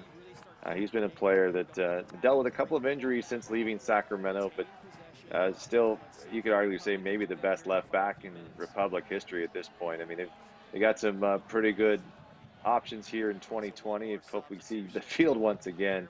But Kiffy was really good at a lot of things, and getting back defensively was one of them. And you talked about those wings moving so far forward. When you try to time a run versus when Kiffy's coming up that left side or Clement on the right side versus, you know, Roro, what are the type of things that you're looking to do as a striker? To be honest, I let them go and play as wingers. My first thought is let them take on the fullback, because if I can get into the box, the boys' delivery was very good, the two of them. So my first thought was just to try and get into the box as quickly as possible, and that was it. Let the boys do their magic at the wing. Roro took a seat there. I think he was going to try to kill the clock a little bit. He looked up and saw 5 minutes left. You stayed on your feet there. Now you're calling for it. This is another unbelievable miss. I don't know how that did not find. That you had two chances there, and that one just felt like it was. I was so ready to go crazy on that. and that felt like the one, Tommy. What happened? Yeah, myself included. I remember watching this back. He was very hot in the heels, and again, I wanted to get the shot off. I was very, you know, I just didn't want to miss an opportunity, and you can see how quickly he's on the heels here. So I have to hit it first time, and I've just dragged it. He might have gotten a little fingertip on that too, but yeah, I mean, you did miss by much, and you come off the bench. You had 2 good looks at it. Are you thinking I'm not going to get another one, or is it a striker's mentality? Is no, I'll have a few more coming my way in this match. Oh, definitely. I think as well, like if it was still 1-0 in the 92nd, 93rd minute, sometimes the ball goes long and you could end up with a one-on-one or just running down the clock or whatever it may be. You can see here, just slightly. Just slightly. There would have been another good opportunity. Yeah. Just slightly favoured the defender there.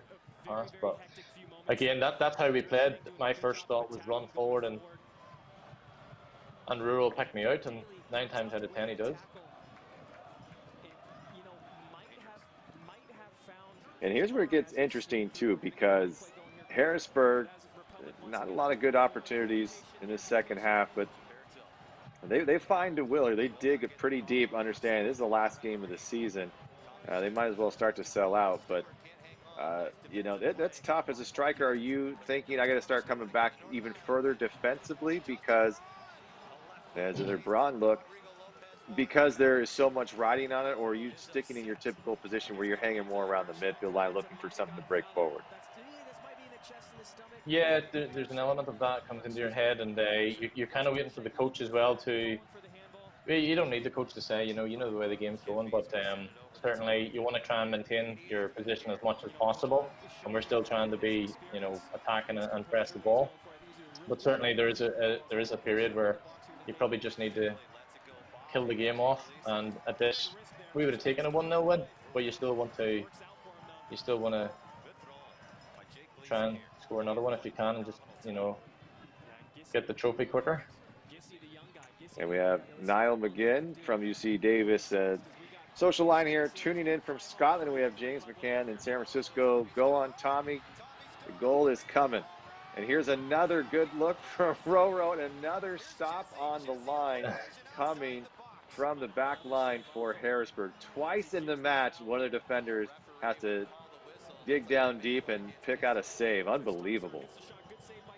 Yeah, and good strike really by you. Yeah, I mean, that's all I could do there, really. And I suppose it's just getting the shot off and getting it on target. And Drew followed in well. He was unfortunate there. Yeah, a couple of friends there texted me, and actually a national player from Northern Ireland.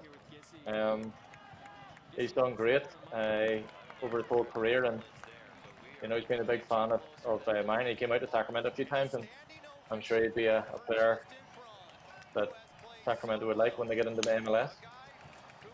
Well, we're not going to turn away talent, I'll tell you that much. It's going to be exciting at 22, and it seems so odd to be watching these games and not feeling odd that there's fans in the stands, but it is an odd feeling that we're playing some games now without fans. And what does that do for you? I mean, there was a couple of matches here in the USL that you played that there were only maybe 100 fans or so at some of those early teams versus coming to Papa Murphy's Park, Bonnie Field. That ball was sent back by Clementa and Jake Gleason. A little dangerous, but the different crowds, I mean, that had to energize you. When there's not much of a crowd, it's got to be dramatically different for players. Yeah, it is, and they were our 12th man the whole season. It was phenomenal support on and off the pitch. We're very lucky we had that, very blessed we had that, and obviously every week they turned out in the numbers, way more than any other team. Obviously we travelled in the first year, we were flying to the East Coast. I remember Rochester. I don't believe there were too many fans there, but again, we won the game. We were very professional, did our job, but we always wanted to play in front of our home fans, and it was so special. Well, here comes another good opportunity from Harrisburg as they force a mistake, and then they get the corner kick and just blended it away here a little bit as the 90th minute. And the clock strikes 90, and look at this crowd, Tommy. They had not let up a single moment, and they were ready. And then there was 5 minutes added. It was a little bit of heartache for a lot of fans here. But it gave you some time, my friend. It gave you some time. Yeah, and we keep going. As I said, we trained for 92, 93, 94 minutes. We were a team that was full of energy and always believed we just had to go that extra little bit further than the opposition, and that's what we did on this occasion, like many others.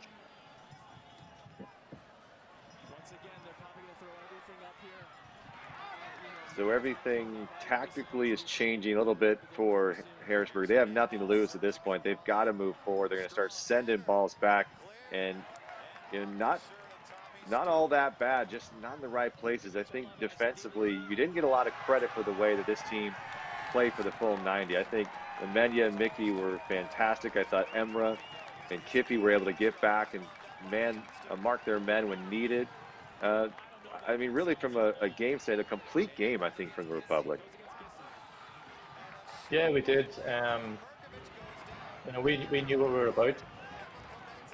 We had an identity with our team, and we were very good. Defensively, we were very sound. Like I said earlier, I fully believe that it was only due to if we'd have given away. Nervy moment, the biggest save of the night right there. Jake Gleason is that ball. Dove to his right, quick reflexes. Unreal, maybe been the save of the year. A fantastic save. Thankfully, it was offside. We didn't know that, but he came up big, and that could have been a game changer, all right, if he wasn't. No, you're right. That was you're right. That was the call where he's just a step offside. I mean, not by much though. That could have easily not gone up as an offside call. So lucky enough. But hey, good to know that Jake Gleason's still awake after an hour and a half.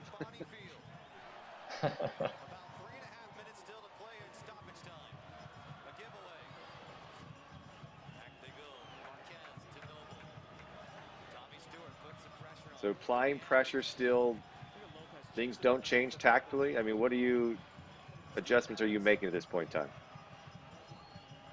Well, obviously you can see they've left players up the field, and they're just trying to go long and stifle us a little bit, and it just becomes a little bit cagey when that happens. Obviously, like a few minutes ago when they had a free kick and they put players in the box, so they're going to take more chances now and lead more players up the field. They need to, and they need to throw some players at it, and they are putting a little bit more pressure on us. It's a little bit more nervy. You can tell the atmosphere within the stadium is still a little bit, nervous, but thankfully, we get the job done. Well, it's still frantic. Everybody's standing, and let's get to the live broadcast.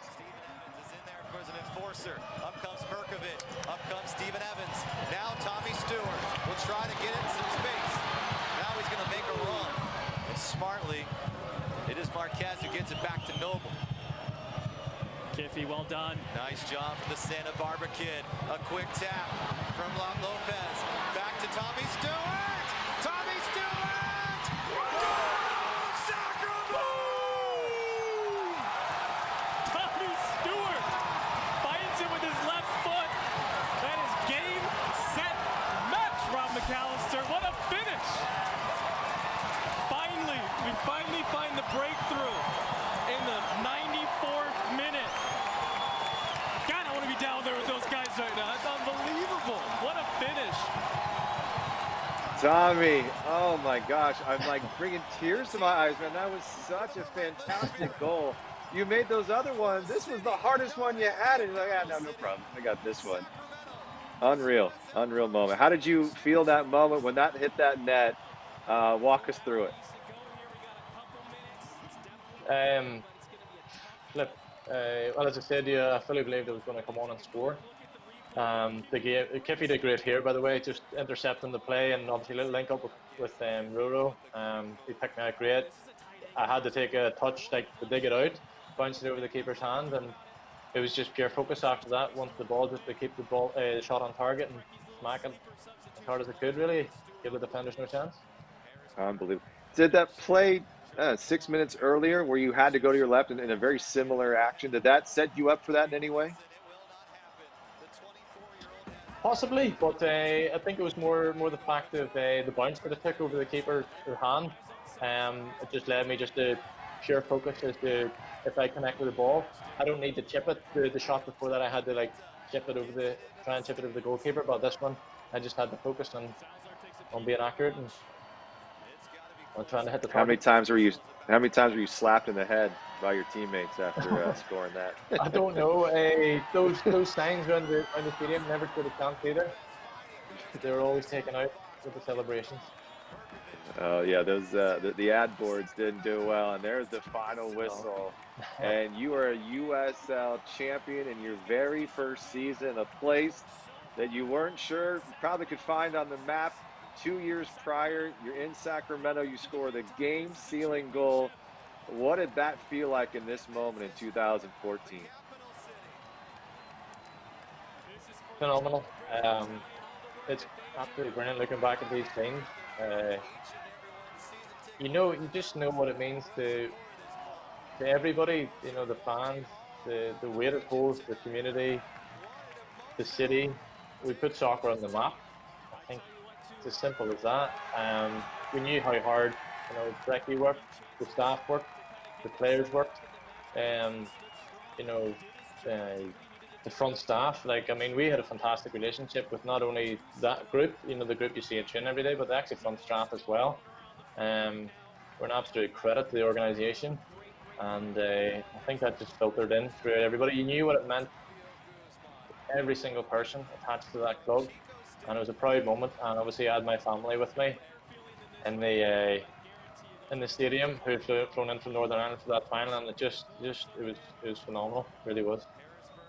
Unbelievable. And I know the players are jumping in with the Tower Bridge Battalion, and everyone just losing their mind. No one left. Nobody left to try to beat the traffic. And you're going to get to the celebration here at the end. I just want to have you give us some insight in a couple of stories that I teed on the Breakaway podcast. One I'll give, and then you're going to have to explain the second one to me. So we're at Cal Expo. They have the horse races, and there's a restaurant bar back there. And I remember asking Precky, this is not even an hour after the game had ended, "Oh, how do you feel? Isn't that great?" And he goes, "It's fine." I go, "Well, you played a great game." He goes, "Yeah, the boys probably could have had a couple more." And he's like, "We just got to think about getting ready for next year." It's an hour after the game, and you're not even are you so excited, you're thinking, the boys could have had a couple more, and we probably should start thinking about next year. It's unbelievable. Typical Precky, I guess. So. Yeah, the players loved that about him too. But it was the humility we brought to each other, and that shows in the game. Nobody could carry away. Nobody was bigger than the club. Nobody was bigger than anyone else. We all were a team, shoulder to shoulder. And yeah, just absolutely phenomenal times, and every single player deserved that moment. Such a fun times. I think that's when the MVP trophy broke in Roro's hands as well, as you guys are cheering it up. So last thing, we were in that post-game celebration out at the bar there. You guys did this rally jump around chant thing. Was this a planned thing? Was this something that you guys knew? I'll remember being very coordinated. It was almost like a dance that you guys had rehearsed in preparation for that. Am I imagining this, or? I can't even remember that, to be honest, Rob. So much happened. I can't even remember that after the game. I don't think many of us slept that night, to be honest. And it's such a fun evening. I know you guys were just thrilled, and to have all the family and friends all there, and just what a great night, and all of the fans who stuck around to see you guys win. And there's the broken trophy that didn't make it very far, and Roro's asking for some glue or tape or something. I don't know, but who cares? What a night. And I guess that'll bring us to our final thoughts, and that's going to be brought to you by Sacramento State. And so, Tommy, wrap this up for us. How did this feel? What does this mean to you all of these years later? It's still so fresh. It means everything to me.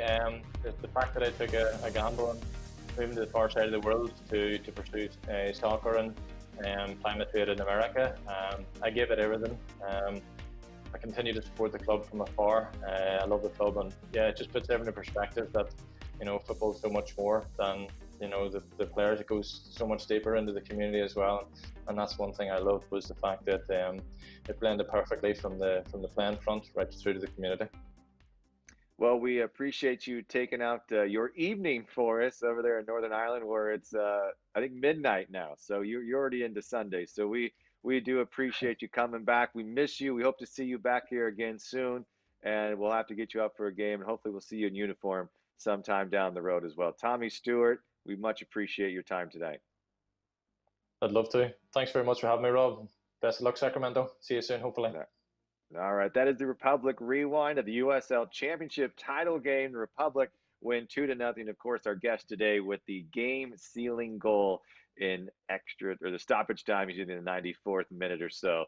Tommy Stewart, there he is. I'm Rob McAllister. Thank you for tuning us in for this afternoon contest and the Republic rewind as we look back 6 years to the USL Championship game. We have another one coming up in just a couple weeks. Stay tuned. And we'll tell you all about that as soon as we have details for you. Thanks, everybody, and have a good rest of your weekend.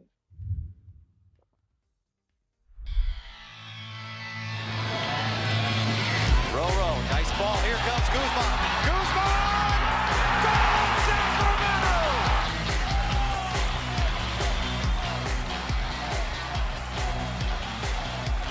Well, look at the fans. They're loving it. It's delirium here at Bonnie Field. A quick tap from Lon Lopez. Back to Tommy Stewart. Tommy Stewart! Sacramento!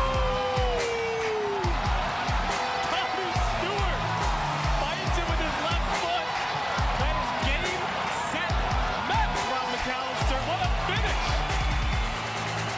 And that is it. Sacramento, it's time to celebrate. Sacramento, welcome to the big time. This is a championship.